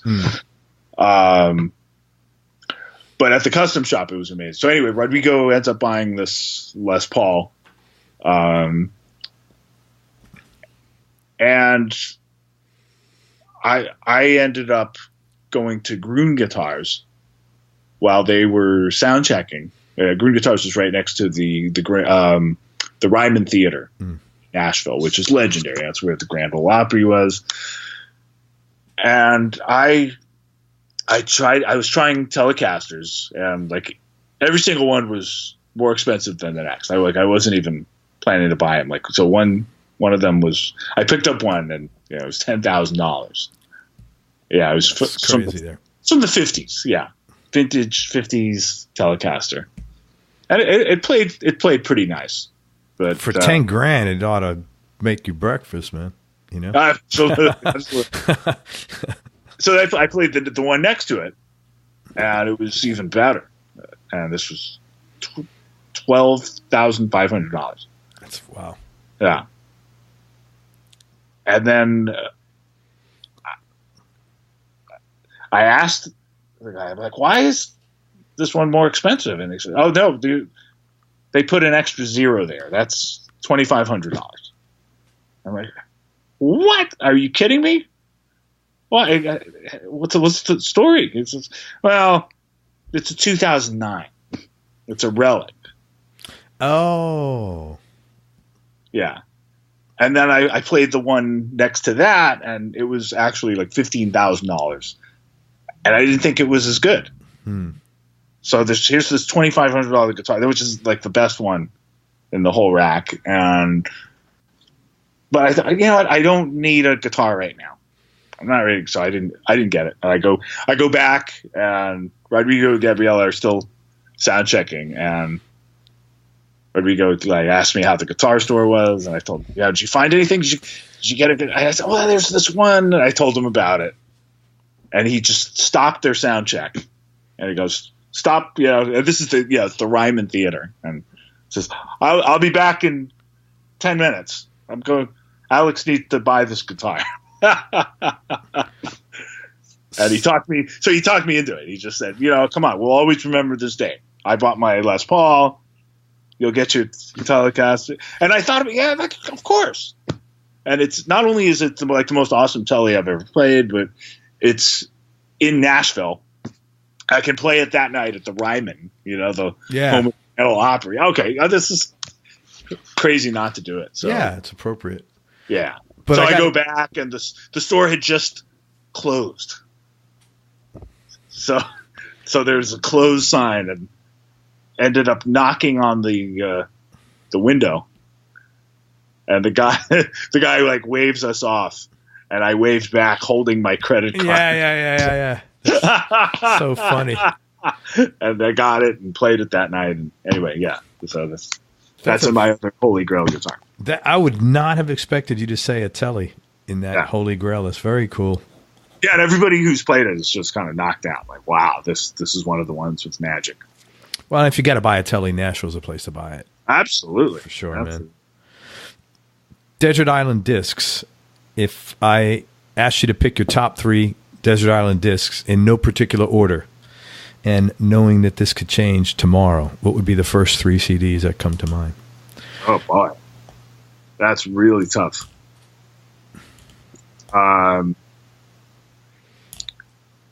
Probably. I guess probably Keith Jarrett. This Keith. Yeah, some of the Keith Jarrett solo stuff is amazing, and I can listen to it repeatedly and not get tired of it. Keith Jarrett would it be number two? So yeah, so if I had, and I guess it's kind of cheating a little bit because it's like a multiple album, but the album is called Sun Bear Concerts. No, it's not cheating, man. Okay, I have it on. I have the download. Isn't it great? Man? Isn't it great the world we're in now that you just pull up your phone and you have like 12. I have like I think 20,000 songs in my iTunes, and for $30 a year or whatever, I could listen to. I mean, it's just crazy. Yeah, I love it, and I know I've got very mixed feelings about the payment system for artists. But I think that needs to be fixed. But as a consumer, it's amazing just to have access to all these albums, and I love the sound of certain records on vinyl. I see the appeal of vinyl, but there's other records that I would rather hear digitally, and like Keith Jarrett playing piano, I think sounds better digitally. So Sun Bear Concerts, it's several hours of music, so it is kind of cheating, but it's wonderful. And then probably, I'm sure it's not an original choice, but so the Beatles, and I probably go with the White Album, also because it's a double record. It's more music, but it just covers all the bases. It's got every type of music on there. I mean, it's so brilliant what they did. That's probably the most common answer to that question. Not that everybody answers that, but that has probably come up more than any other record. Yeah, I know, and I'd like to pick something more original, but it is. It is what it is, man. Yeah, Miles Davis, Kind of Blue, which should actually be number one.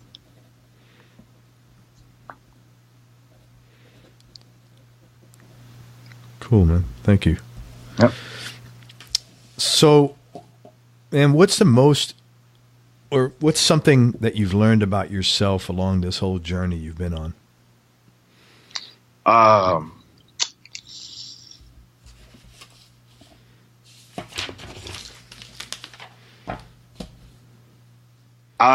Well, there's many things, but I suppose the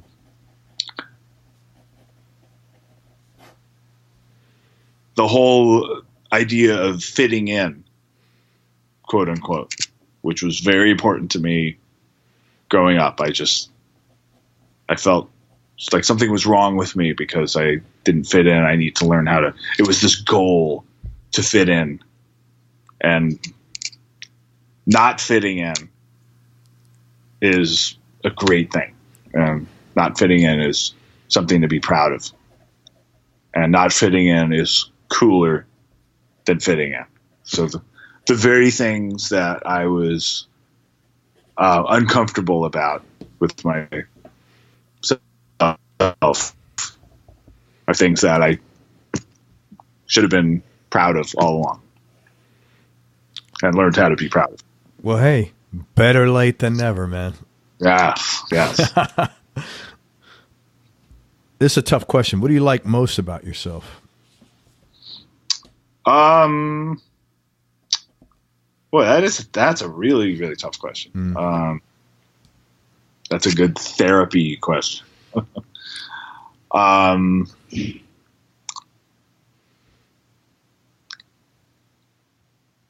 like that I don't I like that I'm true to myself.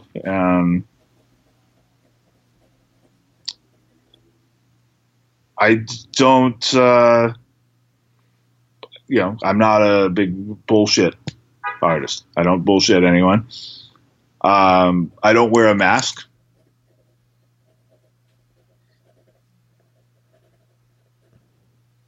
I do what I say I'm going to do. I don't say I'm going to do something if I can't do it. If I get that wrong and I can't do something I said I'm going to do, I own up to it. So, like, basically, your integrity. You're really proud of your integrity. You like that about yourself. I like integrity. Yeah, I do too. It doesn't seem to be valued now as much as it should be, and it's valued by people who have integrity. Yes, yeah, which is what matters, right? Because, like, that's right. It's valued by people who have integrity, but people who don't, it's like a rhetoric. I don't know. That's a rhetorical statement. I know that, but I'm a big guy on that. And what about the other side? If there's something you could change about yourself, one thing, what would that be?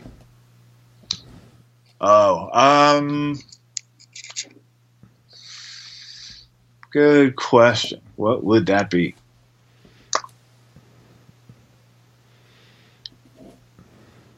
I guess I think I'm working on that all the time.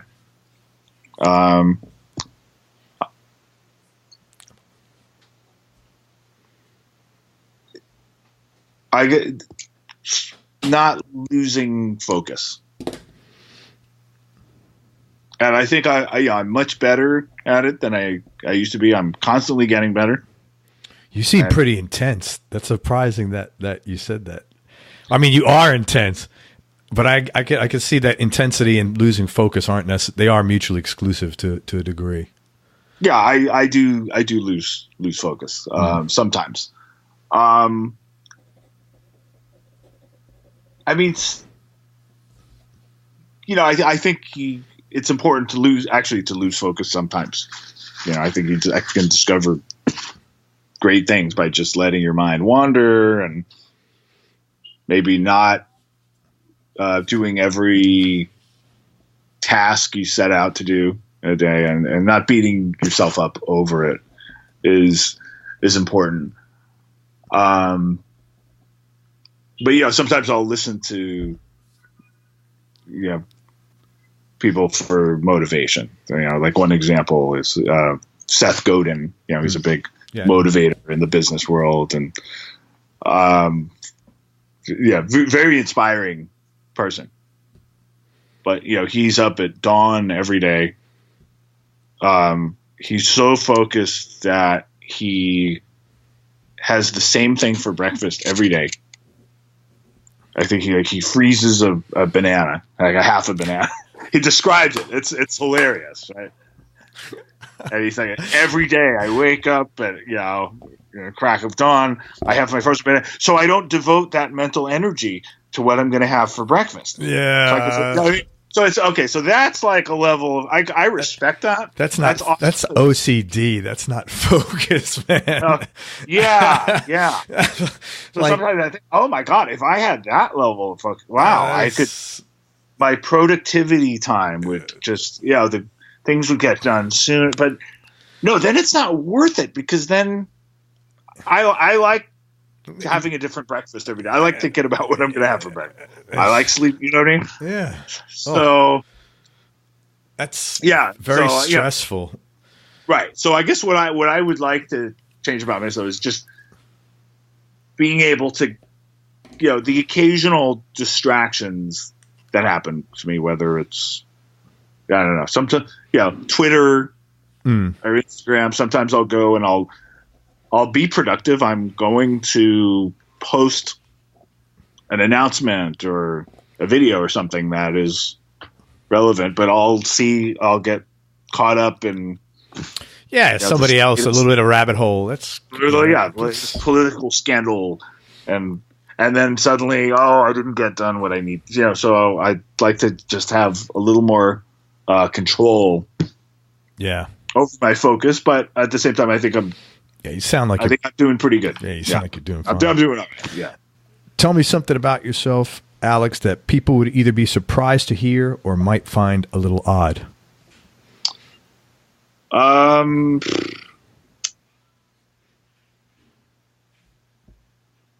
They probably. Well, I think at this point everything, nothing else. Everything. I mean, when people know me through the prism of my work in Testament, probably everything they find out about me is odd.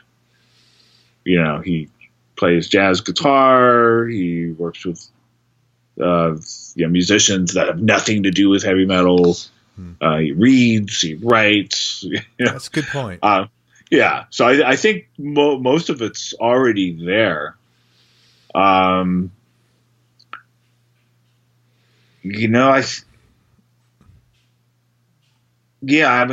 can't really think of it. I guess one thing that maybe people don't know. It's in my book. I started out on piano, and I had a teacher that really wasn't encouraging. It wasn't the teacher I needed at that time. Instead of gently encouraging me to try harder, she scolded me for not doing better, and I got discouraged. And I'm not the only one that's happened to. Yeah, who needs a teacher like that at any time? Yeah, really. I think I was 8 years old, but a couple years later, when I got up the nerve to try guitar, I did try much harder. So if there was anything good that came out, but I missed the piano. I love piano. I have a piano right here, and I wouldn't. I'm not at the point where I would hire myself yet, but I'm playing more and more piano, and I think it's really helping my guitar playing. Actually, you write on piano? I've written some stuff on piano, and I'm at the point now where there's parts where you would think I am a piano player if you walk in at the right time. That's cool. And then you might hear a wrong note and say, "Oh God." But it's become a pretty big part of my vocabulary. And I've also, it's interesting because I'm applying things I've learned on guitar, and I learned music on the guitar. So now I'm coming to the piano knowing music. So Gotcha. it's an interesting way to go about it, but I'm also stumbling onto parts that are familiar to me, and just knowing how I learn. I feel like I'm reaching a point where I think I can really do this, and I have no goals to do performances on piano, but just for my own pleasure.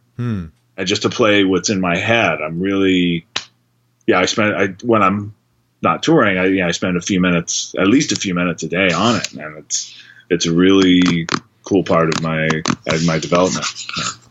So when you started playing guitar, you had all these things in your head you wanted to play, but you didn't know the music. Now you come into piano, you have all the music in your head, and you got to learn to play the instrument. That's exactly right. Yeah, that's got to be different. Interesting, man. That's a totally different perspective. But also, I know what everything is. So it's A flat major triad second inversion. Okay, give me a second. I'll do. Or E major triad, or the left hand, the mode with the right. Okay, I know what that is. Play each triad, and So approaching it that way, just because I'm so familiar with these tools, is really interesting. I mean, if anything, it can be. It's very different than learning guitar, because while learning guitar, I remember not knowing where to go next. Oh, okay. Well, I've learned these chords already, and I've learned this riff. What else would I do? What other riff could I do? I have no idea. And then I'm kind of at the point now. It's like, oh, you could go all kinds of places. You could try this, or you could, at whatever I want to try. Most of the time I can play it, or I know, how to put in the practice to play it. With piano, it's like, okay, I hear all the options, but I don't have the physicality to play. I don't have the shapes under my fingertips. Is there some, like, back to that righteous indignation? There's got to be some of that, like, some satisfaction of that, like, I'll show this teacher, like sense of like, hey, she said I couldn't do it, and I'm sure I can. I hadn't thought about that, but possibly, yeah. That's just like not like the motivation, but there's got to be some good feeling about that. That's probably there, yeah. And even if I'm not playing everything I want to play, I'm like finding parts here and there that are actually really nice to listen to. So that's great, man. Yeah. Do you have a non-musical superpower? Superpower. Certainly wouldn't call it a superpower, but I'm really good with words. I write well. My book is probably, there's parts in there that are great. I think if I were to do it again, I'd probably trim it quite a bit. I think I've gotten much better. More economical? As a writer, yeah. I write for a magazine with the singer for Lamb of God, Randy, actually. Yeah. It's called Unbuilt. And I enjoy doing that. I'm proud of the pieces I've written there. I've written for a few different musical blogs. I've had my own blog for a while. So I would say, aside from music, my other big passion is writing. I don't think I've ever asked this question, but I want to ask you, has your life been different than what you'd imagined? Yeah, absolutely. Completely.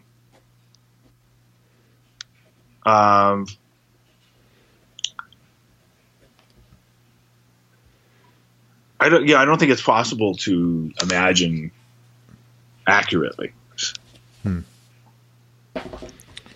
Unless you have one of those paths that's, like I was talking about earlier, medicine, your dentistry, say I always wanted to be a dentist and I'm going to go to dental school and then I'm going to have a practice. You know what I mean? Then I'm going to live in a certain type of house. Most of my life has been very unpredictable. I also, when I was much, much younger, I was under this delusion that, if you play in a band and you make albums and you're touring, then your life is set. Like everything falls into place, and then everything. Yeah, that's obviously been disproven. And I also thought, the touring at that young age and just diving headfirst into touring with a metal band, I thought that would be creatively satisfying. And while there were great aspects to it, it wasn't entirely satisfying. And it just, there were a lot of, there was just, a lot of fulfillment that I was seeking that I wasn't finding that. I never would have guessed that I would move to New York. I remember visiting New York as a kid and just thinking, it's crazy, it's loud, it's dirty, it's cold, or it's too hot. Like, why would anybody want to live there? I never. I thought avoiding going to college was this big victory. I didn't think I would value education as much as I later would. And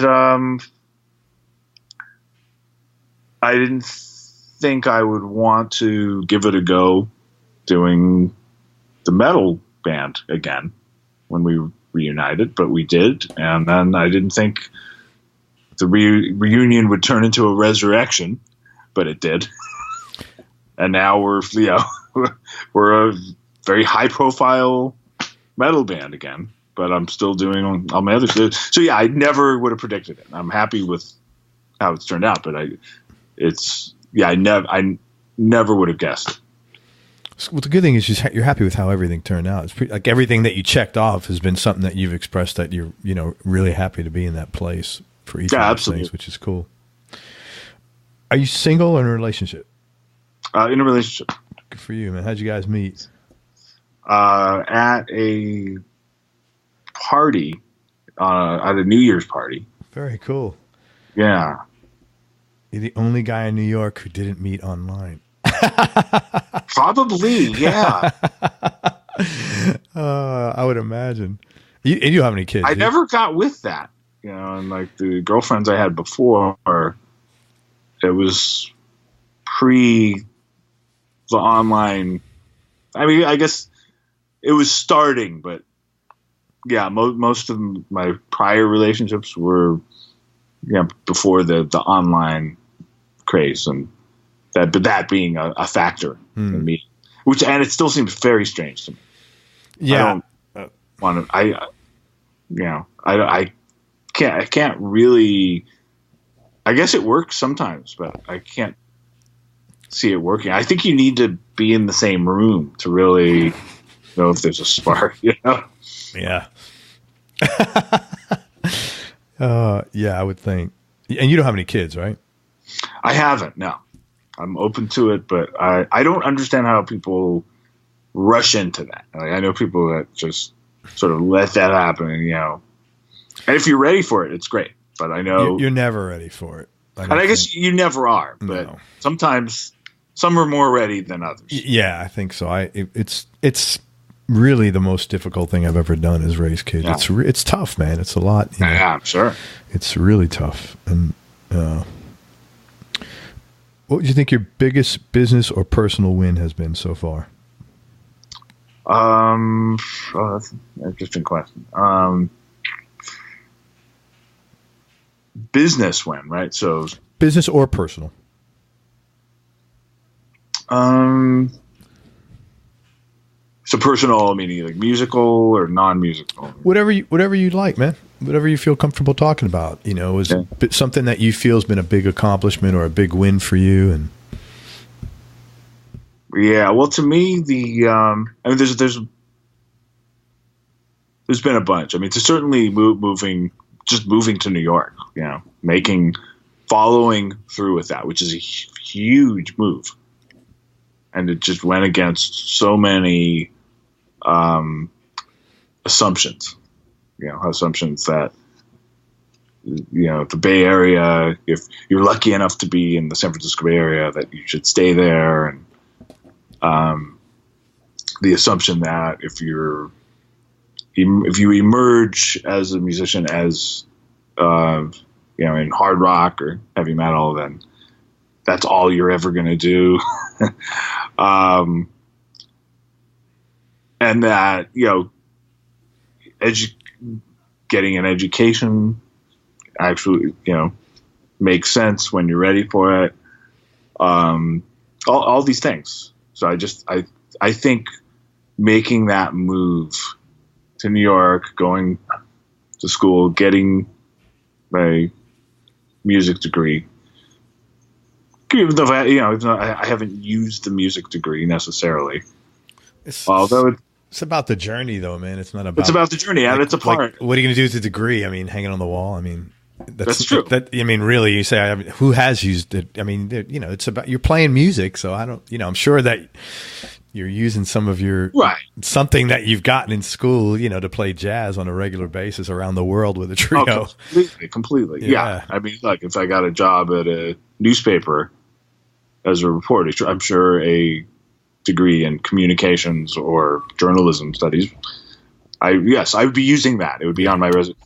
Nothing's most of my jobs have not involved resumes, but sure, some of the master classes I've given, teaching, there's several things I've done that would not be possible had I not done that. The year before last, I taught at the Warwick Base Camp in Germany. They do a camp every year. And our mutual friend Stu Ham did that. And he introduced me to the staff at the camp, and they needed a guitar player. So I ended up being the only guitar player because they wanted a guitar player for like ensembles and to work with some of the other bass teachers. So the only non-bass players teaching at this camp were myself and the drummer. The drummer was Dennis Chambers. Oh, wow. Yeah. Talk about a badass. Yeah. So here I am like working with Alfonso Johnson and Dennis Chambers. Wow. As his colleague. And they seemed happy. They seemed like honest. They seemed to think it went well. I can tell if they were lying about it. It seemed genuine, and it just that's something like at one time, if I when I was in my first few years with Testament, if you'd thrown me in a room with Alfonso Johnson and Dennis Chambers, my knees would have been shaking, and I honestly wouldn't have known what to play. Wow, interesting. So the fact that I'm able to do that, it's not because I have this piece of paper that's a degree, but the fact that I studied ear training and I learned how to work with a chart, and Alfonso Johnson can email me a chart, and I'm not going to walk on the bandstand and just read a piece of music that I've never read. I'm not that type of sight reader, but yeah, you can send me the music and I will show up knowing the music. And that is, that's all something that, wouldn't have been possible had I not done this seemingly crazy thing of moving to New York and getting a music degree. Awesome.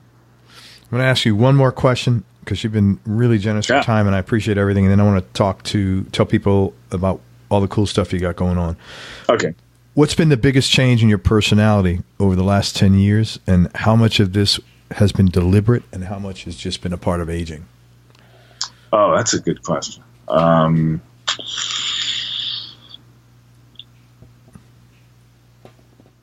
think the biggest thing has been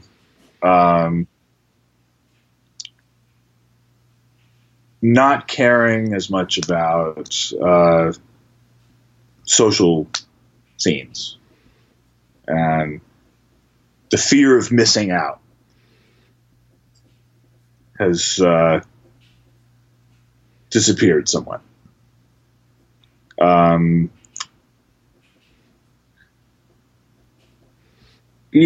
time I think if 10 years ago I was probably,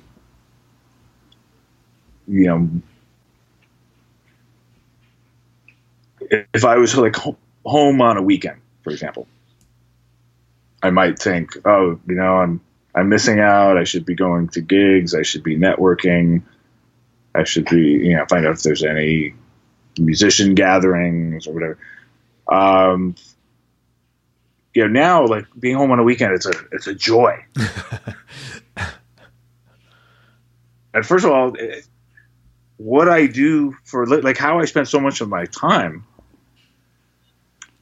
it's very, when I play concerts, if I do these concerts, there's a lot of people around. If I play concerts with Testament, I'm playing for thousands of people. And even a concert with my trio, the last concert I did with my trio was in Oakland a few weeks ago. A place called Yoshi's, which is famous club. There's one in New York too, isn't there? No. Well, they have two. They have two, don't they? I think they had one in San Francisco for a while. Okay. But that was where I dreamed of playing.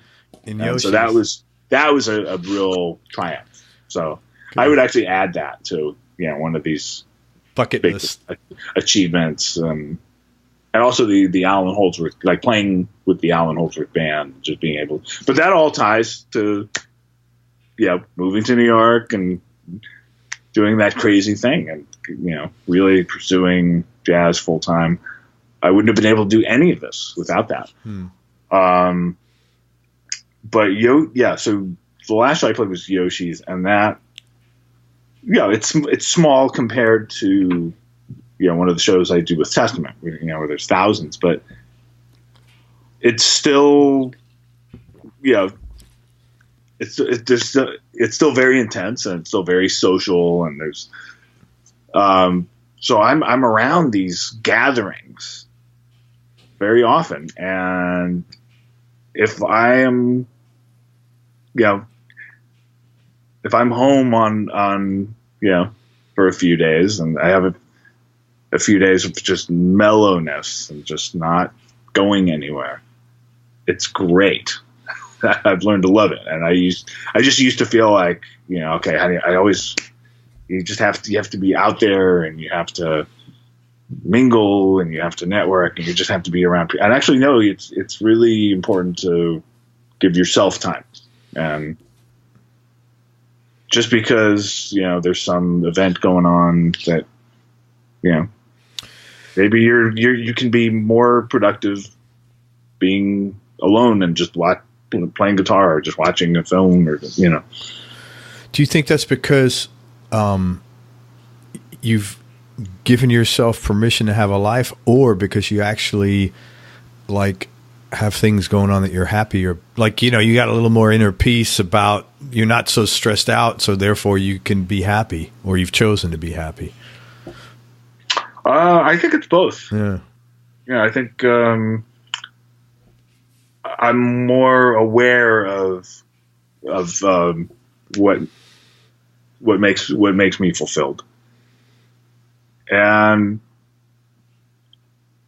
I like to spend a little time with friends, and I can have a few drinks at a bar with friends, and I'm lucky I've never had a problem with excess. Yeah, it's always been a few drinks for me, and I was never somebody who could keep up with the crowd and keep up with the drink. I was always like the lightweight, but then a lot of the heavyweights ended up in rehab or jail, and and it's actually a good thing I couldn't keep up with them. Yeah.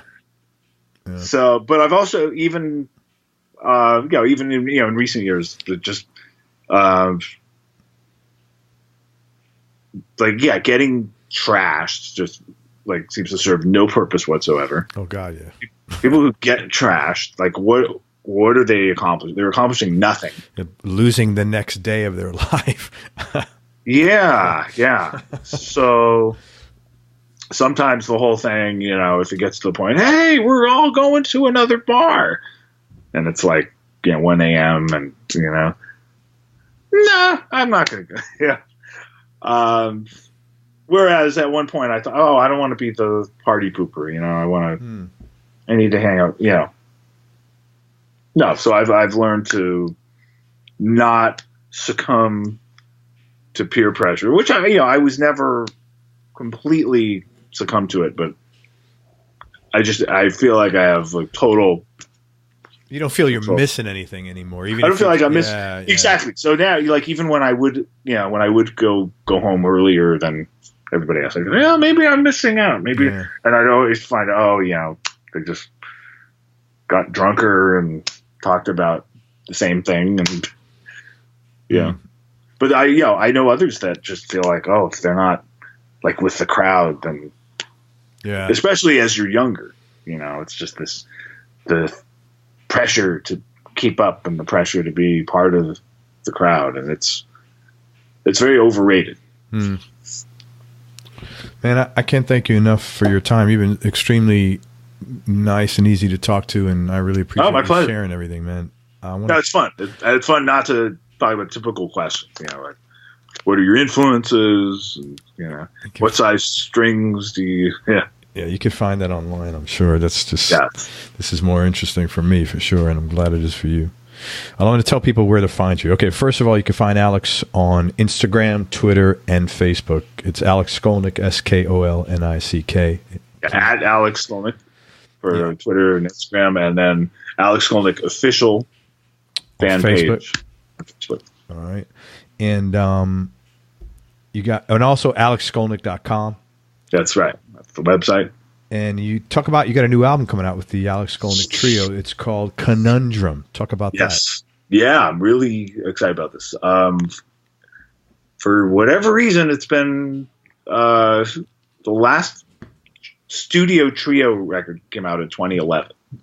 So a lot of time's gone by. And I've done a live trio record called Live Unbound. Where was that? That came out about 2 years ago. Where was that recorded? Oh, parts of it were recorded in Germany when we toured there in 2015. Parts of it were, 2016. Parts of it were recorded live in the studio at a party. So there was a live audience, but we were in a recording studio. So yeah, I did that record. I did another record called Planetary Coalition, which is an acoustic world music project where I had over 24 musicians from all corners of the world. That album. That I should mention that too. That's an album I'm most proud of. That was, I realized I hadn't done enough acoustic recording, and I play a lot of acoustic. I'm a big acoustic fan. I often warm up on acoustic, and I'm a big world music fan. And a lot of the jazz rock that I like is influenced by world music. I'm talking about McLaughlin, Demiola, all their De Lucia, like all their acoustic stuff is it's a huge influence. Struns and Farah, my friends Rodrigo and Gabriela, who are on the record, they're on the Planetary Coalition record, and also El Negro Hernandez, the Indian singer Kiran Aluwali, like some amazing people. So that came out in 2014, and that was like doing 2 albums. So that exhausted me. Yeah, I would imagine. It's a lot of work. Yeah. And there have been 2 Testament records during that time. Metal Allegiance, which is this all-star record with David Ellefson for Megadeth, Mike Portnoy on drums, and we basically compose. Mark Mengy, who's the founder and plays bass as well. We compose the whole record, and then we get guests on it. And the last record had my friend Randy from Lamb of God, Troy Sanders from Mastodon, just a whole bunch of people. This new one has some really exciting guests on it too, including a guitar player that I'm not going to say who it is, but it's really exciting. That's a very vague tease. Yeah. So that record, the second Metal Allegiance record, comes out. It was actually supposed to come out in the summer. I mean, it's almost done, but for marketing reasons, it's going to come out in September, and my trio record's coming out in September. So I think it's going to be a big month for me. Good. In September, where I'll have these 2 big release shows with both these projects, and then as we talked about earlier, Testament's doing the Slayer farewell dates. So there's a lot of short but fun Testament sets on the Slayer tour. And where can people get tickets for that? Is that at Slayer.com? That'd be the best place? I think, I think they're all put out by Live Nation. So if you just do a Google search, there's links. It's Slayer Farewell Tour. Yes. But anyway, back to the trio record, so Conundrum. I used multiple guitars on it. I went for less of a pure jazz guitar sound. There is some real jazz guitar on there, but there's also the double neck makes an appearance on there. Very cool. I got a Taylor acoustic, which I started playing recently, which is wonderful, and that's on a couple different songs. So the acoustic lives, and of course the Godin and the ESP. and it covers a lot of bases. And I'm really excited. It's also, this is very important. The first few records I did with the trio got a lot of attention for the fact that I arranged songs from the hard rock and heavy metal world. I did songs by the Scorpions, Kiss, Ozzy, Judas Priest. With a jazz interpretation. Yeah, That's but not cool. in a novelty way. And sometimes it takes people a second to recognize the melodies. And we still play some of them live. And they're big, we get a lot of requests for them. But this album will be all originals, all original compositions. I'm very excited about that. Is this the same two guys you've been playing with? Same two guys that I've been playing with about 12 years now. Yeah, we have a lot of history at this point. So. Are you going to be touring to support that? We will. We're going to do some album launch shows. A few have already been booked. September 12th and 13th at the Iridium in New York, and we'll have special guests. And I believe there will be a show in LA the following weekend. I don't know if I'm at liberty to announce that one yet. And there will be a show in Chicago that week. And then we will follow that with tour dates in other areas on the East and West Coast in September and October. You coming here? I hope so. Nobody ever comes here. Everybody says it's hard. It's hard. I know everybody says that. It's kind of like off the beaten path. It's hard. It's hard. Yeah, especially with the trio. It's independent. Yeah. So and then I have to make it work as best I can. We do okay. Yeah. But it's not like I have we have booking agents. I don't have Live Nation booking us. I get it. And information on that is all going to be on alexskolnick.com? Correct. Okay, cool. And you also, I know it's limited, but you take advanced jazz and rock students once in a while for lessons? I do. I have a few students that deal with the fact that I'm not that often available, especially local musicians in New York. But I can do lessons on Skype, and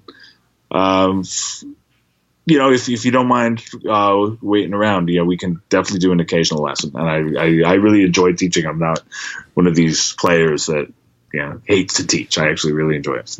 And just for anybody who wants to do that, go to alexskolnick.com, look at the contact form, and submit your application and cross your fingers.